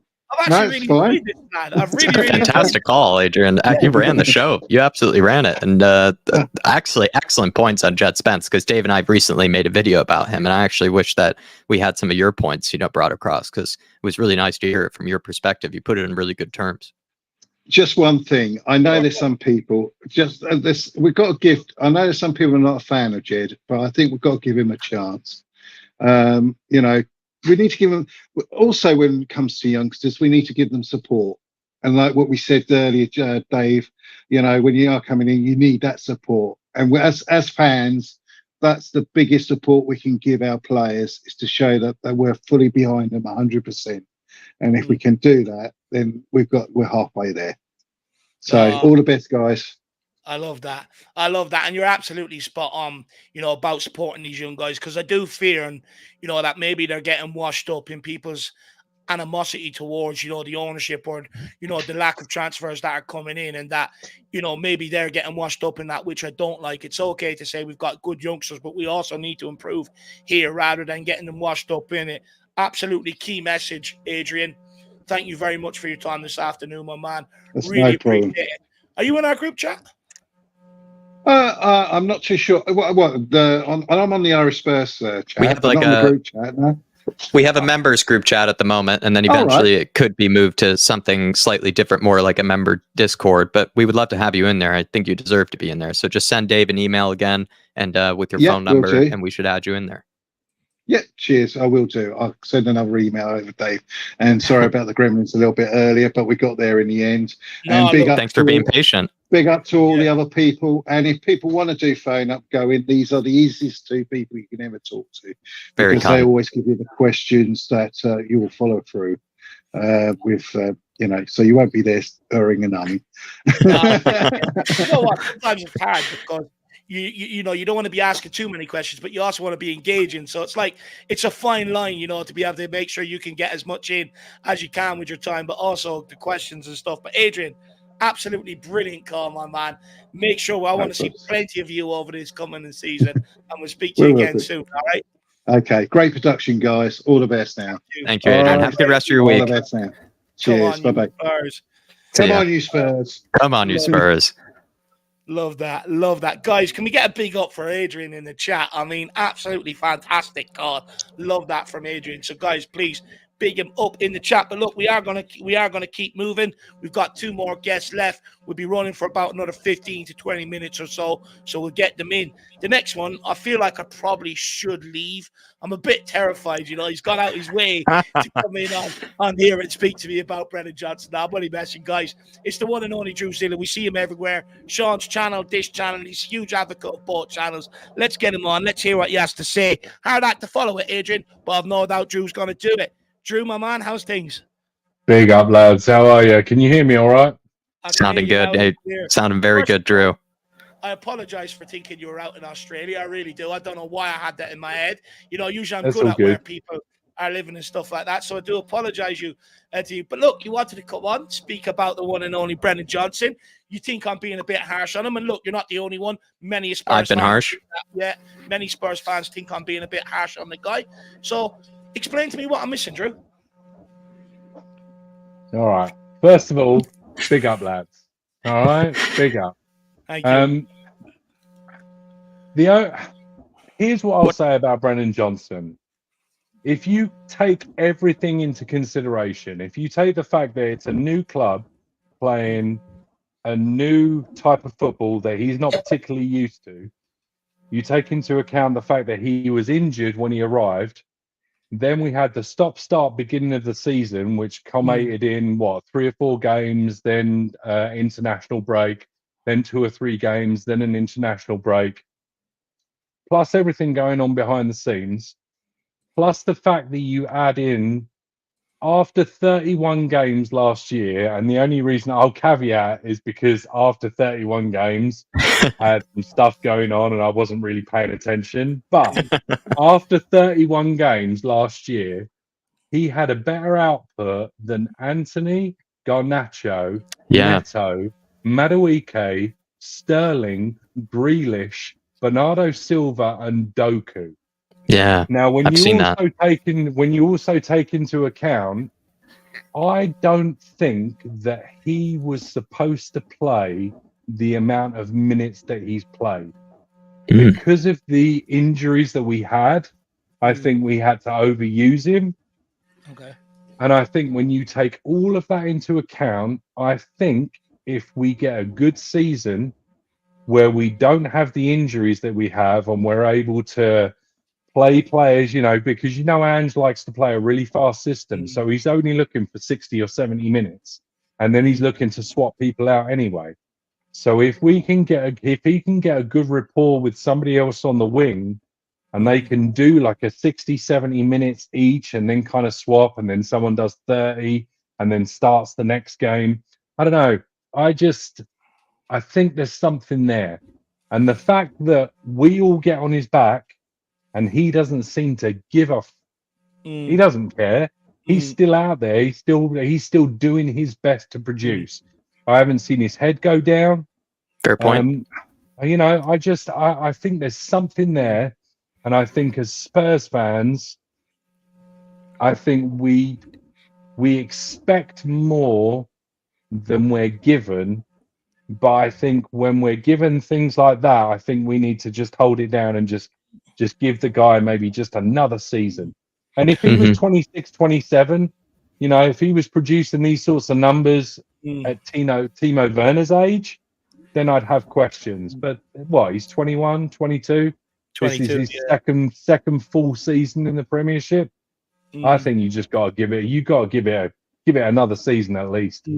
Lots of fair points from you there, Drew. Two of them, sorry, Dave, but two of them I want to agree with him on are the stats ones, because you and I have had that conversation plenty of times, right? Where what we're seeing with our eyes isn't actually reflected in the stats sometimes, because you do look at his output and it's better than all of the players that we would then claim to be guys that would really love to see in the Spurs shirt, the Dokus, the Netos, those sort of players that you brought up there, and even guys like Grealish and whatnot. I think there was even at one point a stat that he had like more goals and assists than Bruno Fernandes, from last season and things like that, which is just ridiculous to think about, because these are players that a lot of us would like to rate, or a lot of us would think would pretty much walk into this Spurs team. And yet Dave and I have been very critical of Johnson. And then the other thing you sort of brought up there, I think, was also about his sort of maturity in all of the criticism, during this time. And I think that's also a fair point for such a young player who has gone through a lot of criticism. He hasn't exactly, let it just completely get to his head, and he hasn't just shut down entirely for a young player. So that is a fair point. And you've seen that happen with some players, right? You can kind of see it, and it just doesn't seem to faze him. You watch him on the field and he gets frustrated and annoyed with himself, but he doesn't, he's still there. Like, anytime Aaron says get out there on the field, he's out there and he does what he's got to do, albeit the wayward pass, the wayward cross. But I don't know. Like I say, if he was 26, 27, 28, then I'd have serious reservation. Yeah. And then the other point I thought you were spot on. The other point you were spot on about, Drew, is Dave and I did say at one point, I think, to show him some sympathy, was during that period of criticism, was that we were saying there are so many injuries right now that we're actually forced to play him through this bad spell, through this tough patch. And that was kind of one of those where, even if you are frustrated with the guy, you are acknowledging, there's literally no one else to be playing in this position right now. So you could tell us well that he was gassed in some parts of the season. And that's just the Ange Postecoglou way. That's Ange playing his system. It's going to be relentless. It's going to be 0 to 60, So, and I just, there were times when you could see he was puffing out his cheeks, and it's like, dude, I kind of felt for him, because he was being run ragged at a time when he probably could have done with coming off the bench for the last 20, and instead he's playing the first 60, Look, I think you raised some good points about Brennan Johnson. Look, I think he's a very nice kid, right? If he was my son, absolutely ideal with how, he is. Absolutely really nice lad. He's never going to do that and to put himself in danger or get himself in trouble. Absolutely nice kid. And I do take your point that maybe, Spurs weren't supposed to use him as much as they did. But we carry injuries every single season, Drew. So he's going to get more or less, a lot of minutes next season. This is why I don't want Neto. This is why I don't want Neto, Dave. Look, I'm the same with you when it comes to Neto to a degree. I think he's a fantastic player. But again, what we're going to end up shelling out for him for the amount of minutes we're going to receive from him doesn't add up to me personally. But when it comes to Brennan Johnson, look, I don't want to write him off, and I think he's got amazing attributes, speed. He reminds me a little bit of Aaron Lennon. However, I just find him very frustrating when the ball gets to him. I find it breaks down at him an awful lot, whether that's a cross into the box, whether that's trying to do the basic. Last season, how many times has some been free in the middle? You're looking, just whip it round. And maybe it's because we're so used to seeing Harry Kane and Son down the last few years that maybe we expect everybody to be at that level, right? And to be able to do the same thing. Right. But Brennan Johnson does have to bring himself to a certain level. He's 22 years of age, and I get about the age, and with age comes experience, and hopefully he improves. But there's many other players that we've got that are, in and around the same age as him that we haven't made the excuse for to be able, give them time. The likes of Destiny and Doji, Van de Ven, people like that who have come in and contributed. And that's where my main problem is with it. Like, if other players can come in and hit the ground, I should feel like I should expect Brennan Johnson to do it to a large degree. I just look at him and I think there's many fundamentals missing. And I think personally, we've made a mistake. Now, when it comes to the price tag, I'm never going to attach that to the guy because he doesn't dictate that, regardless whether I think he's worth it or not. But look, the thing is, Drew, Brennan Johnson, he's got another 2-3 years at Tottenham Hotspur. We only shelled out close to 50 million. We ain't going to get him anywhere, sell him anytime soon. And look, maybe I have been a bit harsh. People say I'm harsh on many of the players we've had down the years, and maybe I could be a bit harsh. But one thing for me, Drew, is I've always been attracted to the attacking side of the game.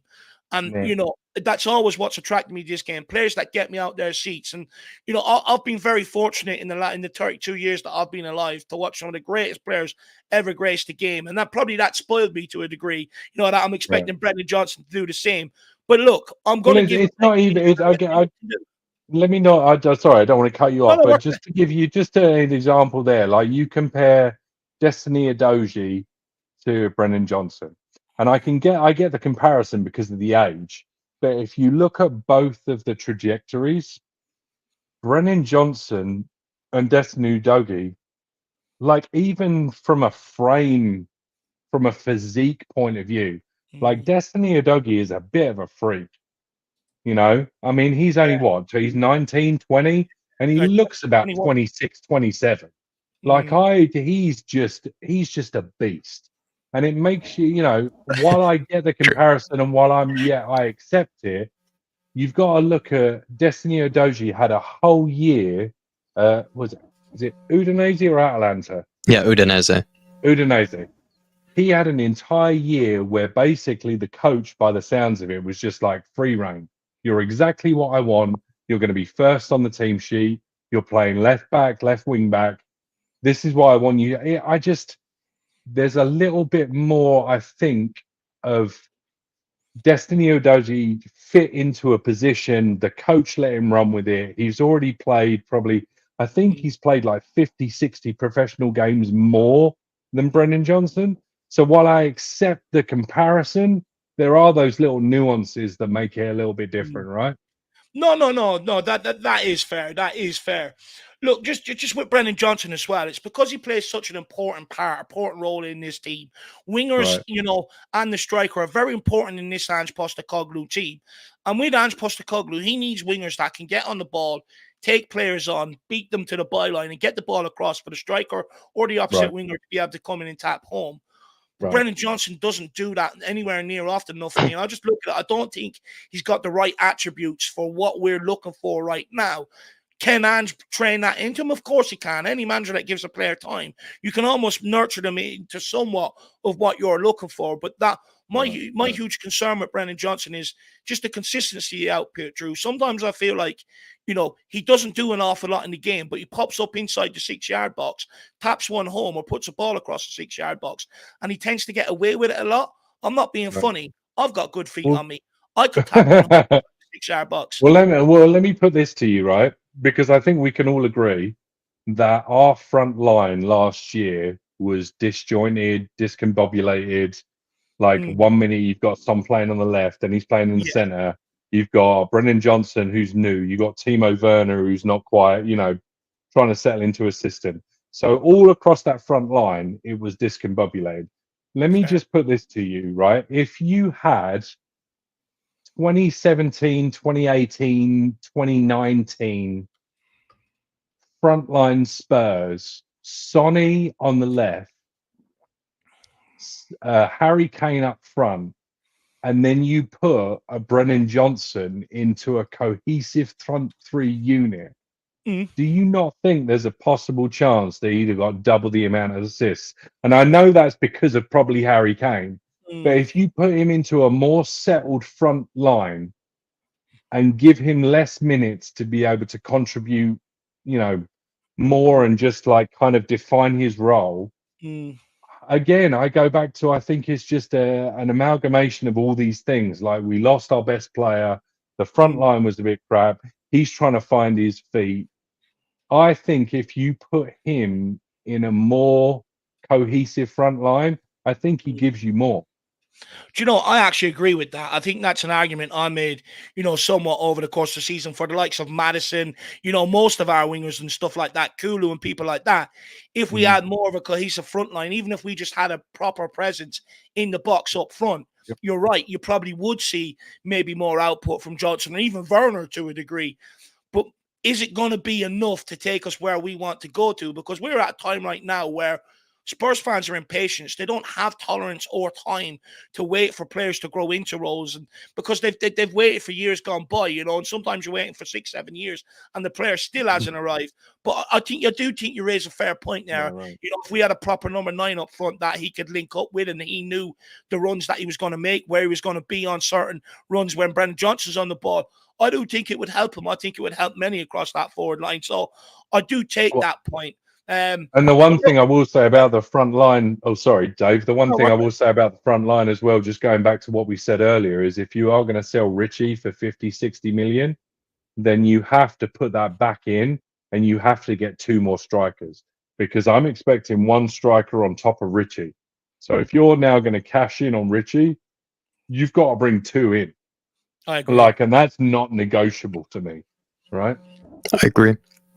I think a lot of people have that with the striker role, that, you don't exactly solve every problem by just replacing Richarlison with another one. You find yourself with similar issues there once again. True. Excellent points. Yeah, Dave.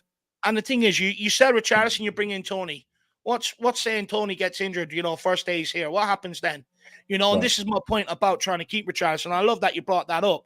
It's about having 2 players there so that we can compete. One comes in, one comes out, the other one comes in. If you've got an injury, you've got a guy there, that you can rely on. And I couldn't agree more with you when it comes to that striker role. But look, Drew. And this is one for everybody, right? This is another thing that kind of frustrates me, right? Because if you've got Will Lancashire and you've got Richarlison, let's say you sell Richarlison and you say, okay, well, that 60 million is going to go towards another 40 million that we're going to put towards a front line. So then you get Tony and Jonathan David, or you get Gyökeres and Jonathan David. And then you have Lancashire as well.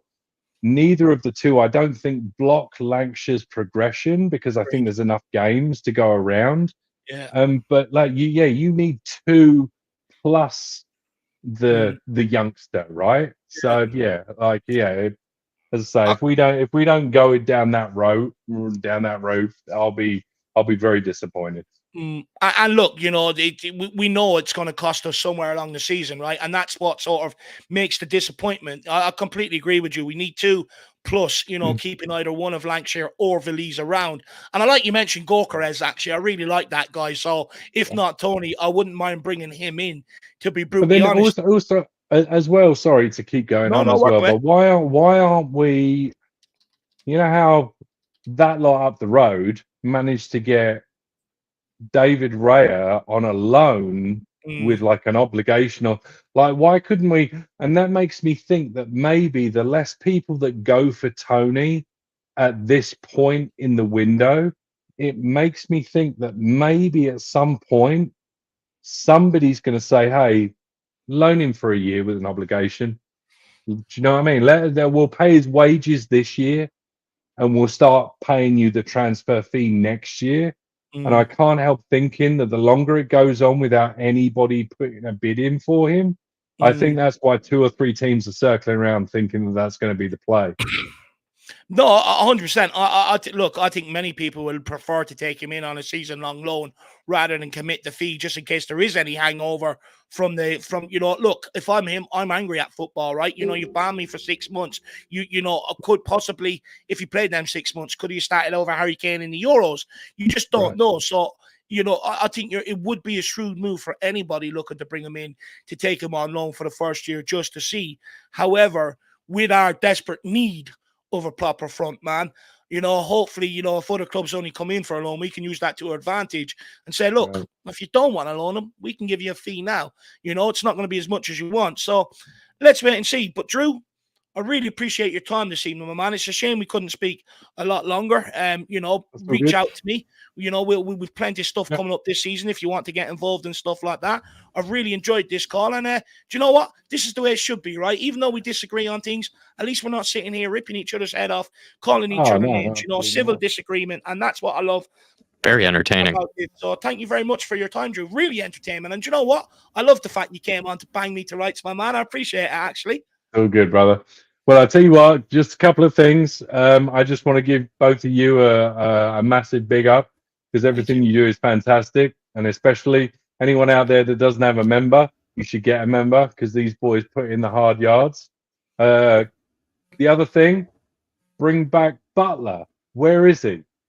People are asking for him. So, yeah, I understand there's some stuff going on, so I'm not going to push that one. Yeah. And then, just lastly, if you ever need me for anything, I'll hit you up with my number. I'll get in the group app, and we'll do some more. Send of an this. email. It's been fun. 100%. Yeah, please send an email so we can get in contact with you. Because I was thinking you guys deserve to have a pre-record between yourselves about Johnson. I think that'd be fascitating to listen to and let you guys sort of hash it out there. Great work. We need to get you down in the Midwest for some barbecue, Jack. I can't wait. And maybe Dave one day could make that trip to the USA, and I bet he would be very pleased by the barbecue. I think that's Dave's food.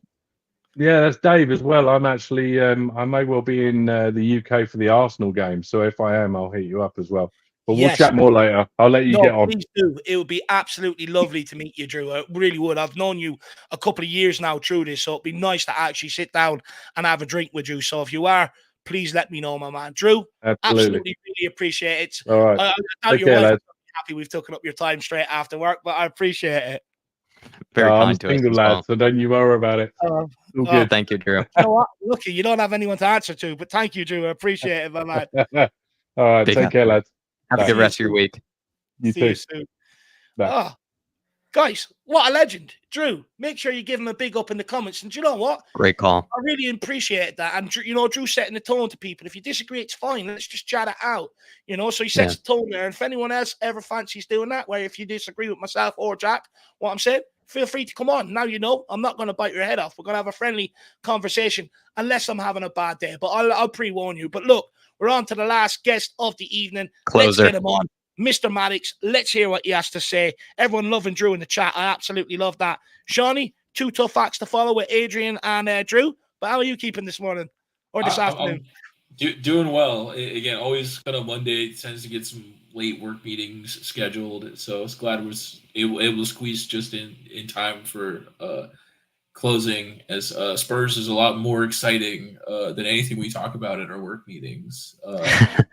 Before we get too far away from Drew, I do want to put out my statement that Drew's right. You're wrong there. Johnson's going to score 12 goals and have 7 assists this season. Johnson will deliver us the quad. I'm just going to put that out there right now so we have that memorial, and you can write the apology at the end of the season. Dave loves an apology letter at the end of the season. He does.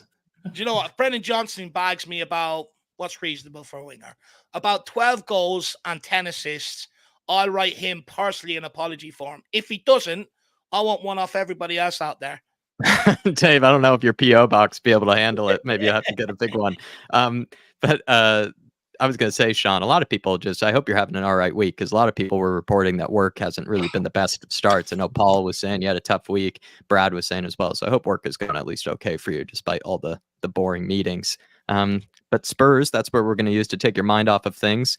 Preseason and transfers, where would you like to start? Preseason or the transfers? Just a few thoughts on kind of where we are in preseason. I think there's been some points made about how kind of the second half has been a little more exciting. And again, I think it's just we're seeing hungry players with something to prove. The opposition level will get kind of tougher and tougher as the preseason goes on. But I think just seeing how much more motivated these players are. I mean, I feel like even sometimes last preseason when we had more random fringe players and less of the youth players. Yeah. For people that needed to fight for a spot, some of them were not fighting very hard. Yeah. So it's nice to Or kind at of all. see, or at all. It's nice to see kind of a lot more kind of fighting. Again, clearly they care a lot more than some of the players of the past. So I think at this point, what I really want to see is kind of the Jed Spence redemption arc. And again, I think what we have seen is he fits the system well. And what I saw was nice to see was kind of that defensive work rate wasn't lost when he was pushing forward. Again, I think there was a time where he ran back the whole the field to put in a tackle and beat Emerson to getting that tackle off. I mean, to be fair, it was on the right side, so as a right back, he should be making tackle. But additionally, that hustle on the defense, I think we're seeing how much he cares at this point. So again, I really hope that the club is willing to give him and just willing to give him this season is a second chance opportunity to kind of see, okay, how can you do? And again, I think realistically, with Emerson probably out the door, having him available then frees up funds to focus on where I really think that the problem areas in the squad, this striker that we don't have, or the second striker that we don't have. Again, I rate Richarlison. I don't think we should get rid of him. But again, he's also not a 20-goal a season striker. And he's had a few injury issues. Again, I think he's great as competition / backup. But again, we need that other striker to kind of really push for a starting spot. And again, if we're not having to spend on a few of these other positions, if you can bring a few of these kind of academy kids into the squad, then you have more money to spend bigger on a striker to put up that 80 mil for Gyökeres or to get in one of the big targets that's a little more proven that I think Spurs are really lacking. Again, like we didn't replace a striker really when Harry Kane went out. 100%. And, look, I'm just hoping we can get the job done this summer because I really like Ange Postecoglou and I actually really like the style of football that he's brought. It sits us in the opposition third. It's effective. We just need that, goal scorer up front to be able to finish off the moves. Also, some I still would like another winger or two, but for me, strikers are of the utmost important. I like Richarlison. I like his character and stuff like that, but his availability, over the course of the 2 seasons just isn't anywhere near enough. And we badly do need, another striker in the door. Ideally, I know some people would say, sell Richarlison, bring in 2, but the club's not going to do that. So that's why I say to everybody, hang on to Richarlison, and bring someone else in, because anyone says to me the club are going to do it. Well, if they're not going to do it after selling their best all-time goal-scoring striker, they're not going to do it after selling someone like Richarlison. So I think you're absolutely spot on. That striker is of utmost importance.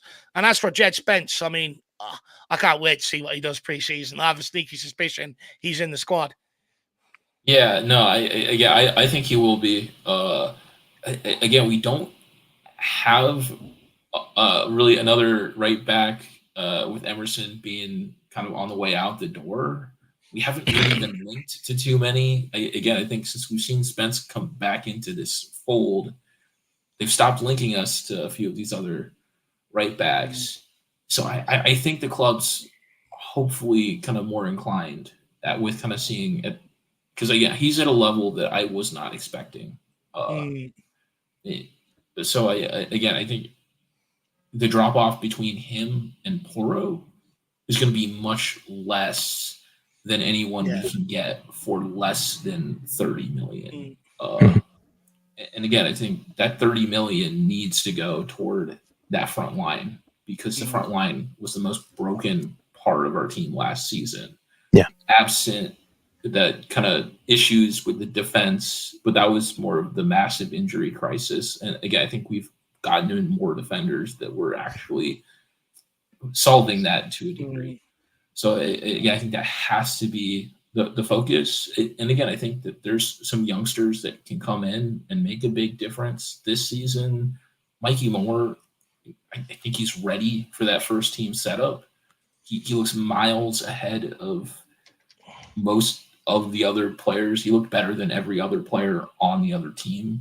And again, I mean, at his age and playing that well, he can at least do a role off the bench. Again, you don't want to put too much pressure on them immediately as, hey, Son's injured, you have to start every game the entire season. But I think being like, hey, Son's getting older, we want you to run 20 minutes at the end of these games and put a shift in, I think is a more reasonable responsibility. And I think of all the players, he has that dribbling ability, which is what, and the kind of the passing range / vision, which is what we need to make the system function. So he's kind of like the perfect winger for the system in that regard. So I'm hoping that means we'll see a lot more of him in this upcoming season. Because again, he just looks that much better. I haven't seen any news yet on the Bergvall injury. Again, I'm hoping that that no news is good news. But well, he's on the plane, Shawnee, isn't he? So last year I know they left a couple of players at home to continue their treatment at Hotspur away. So the fact he's on the plane is probably a very good indicator, in that aspect, which is good because I think he might surprise people. I think you might see him in the Spurs midfield or be a mainstay in the Spurs midfield come the end of the season. So, and plus it'd just be Spurs luck for a guy to come in here with so much talent and get injured straight away. But Shawnee, anything else you want to discuss before we let you go, my man? Not too much. Again, I think it helps that I was able to get a lot of my thoughts out in those fan cams. But no, again, I think it just keep them coming in. By the way, be our leader on it. Can I ask you one question though, Sean? Just from earlier, someone brought up that they expected Bergvall, Gray, and Moore to be playing in a North London derby this season. A lot of people said, I'm not sure if that's going to be happening. If you had to pick, because I know you know the youngsters quite well, if you had to pick or guess which one were to start in a North London derby or feature between Bergvall, Gray, and Moore, who would it be for you? Again, assuming Bergvall's healthy, I think he's pushing for a starting spot in that team, like an outright starting spot, where again, Moore, I don't think is quite pushing for a starting spot on the wing just yet. Again, we have to see him do it at a little bit more of a higher level, but he also just doesn't have as much experience playing against grown adults, which is, again, where I think what we saw that really helped kind of Bergvall, it really helped Udogie getting that season. It helped Papa Sarr to kind of make that next level jump. So again, I think that's one of the most important things is getting minutes, but in kind of a truly competitive environment. And again, I think that's where Spurs really need to improve a little bit is kind of how we get some of those youngsters minutes. And again, maybe if it's a loan spell, you got to find the right loan spell. Because again, if Luis had played that last 6 months, even if he was in like the second division in Spain, playing against grown adults for 6 months would have really helped kind of further that development. So again, I think a combination of, for certain players, getting them minutes off the bench consistently or getting the right loan. Because again, we have so much young talent. Some of it's ready to break through. Some of it needs a little bit more kind of development, but that then saves us money in terms of not needing anywhere near as crazy of transfers. We're then hitting those homegrown targets, which means then we don't have to keep players like Skip around. We don't have to keep 4 goalkeepers. just to kind of tick the box. Yeah. So I think that's the next step, hopefully, in this plan is now we've spent all the money on the academy kids and the academy and improvements there, is to start rebuilding that pathway. I couldn't agree more. You know, it's something that we did do well for years gone by with our players. You know, I remember Danny Rose was at Sunderland. I think Kyle Walker was at Aston Villa at a point, you know, before they even broke into the Tottenham first team to a degree. So, you know, I think you're absolutely spot on. It is about, you know, getting these guys, the ones that do need that sort of first team experience, getting them out on loan, but to the right teams, ones that have ideal philosophies like us that want to pass out from the back.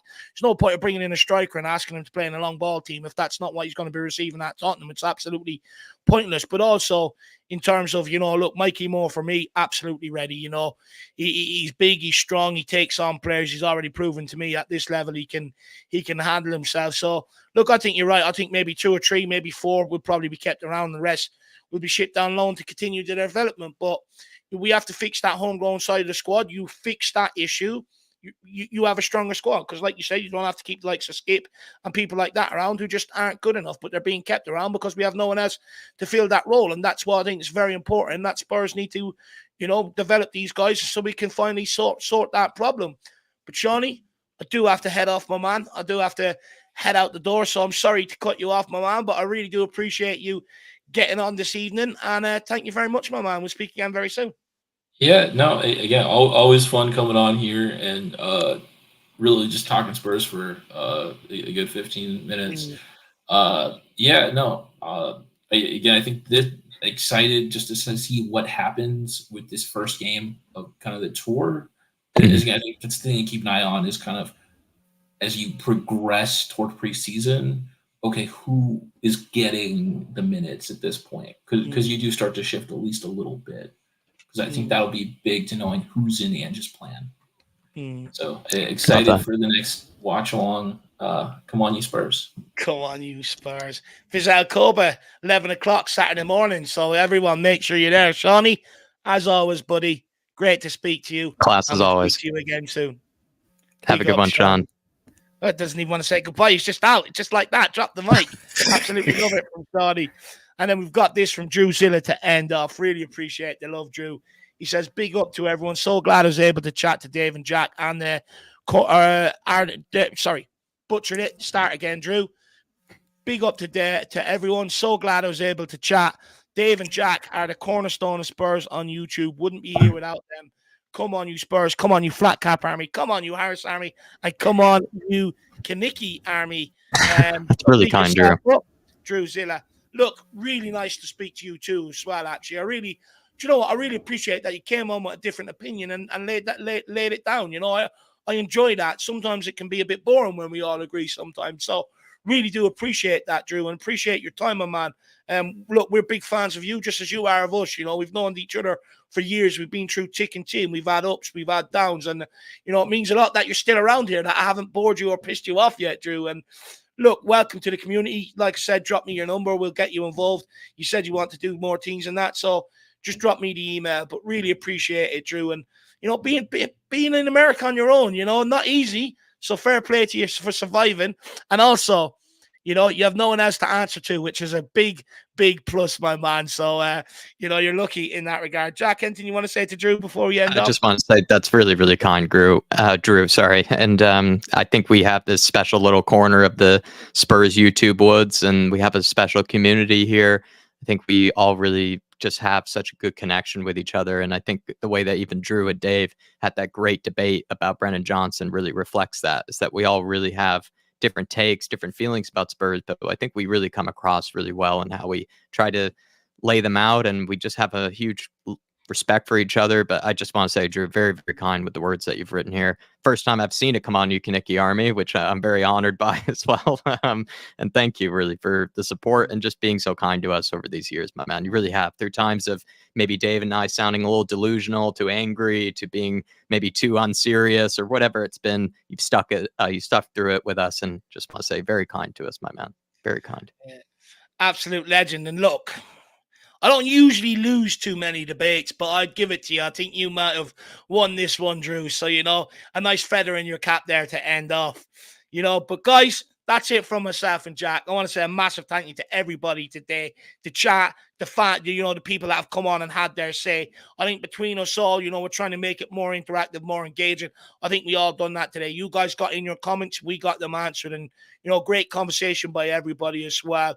So really appreciate it, and then appreciate everyone who's gone the extra mile, like Charles Preston, who, by the way, I do apologize, my man. How bloody rude of me. Where's my manners? My mum is going to be so disappointed. I should have got to this ages ago. So I do apologize about that, Charles. I'm going to have to ask my mother for forgiveness. I appreciate you becoming a new YouTube member, my man. Thank you, Charles. Like Drew said, hope you enjoy everything that's coming your way. You know, there's plenty coming, so really appreciate it. Along with the likes of Moondog as well, Mr. Stokes, of course, John Tucker, Roy, Ricky and Brighton, and the one and only KPV. Guys, thank you very much. We'll see you all back here tomorrow. We've got a video dropping. Dave's Detective Skills coming to work. Make sure you check it out. It'll be out there early in the morning. Check it out, and we'll see you all back here again very, very soon. Guys, have a good evening. Come on, you Spurs. Come on, you Spurs. You trust. We never stop. I bloody love this club. See you, everyone. Great evening. Great fan show. See you next time.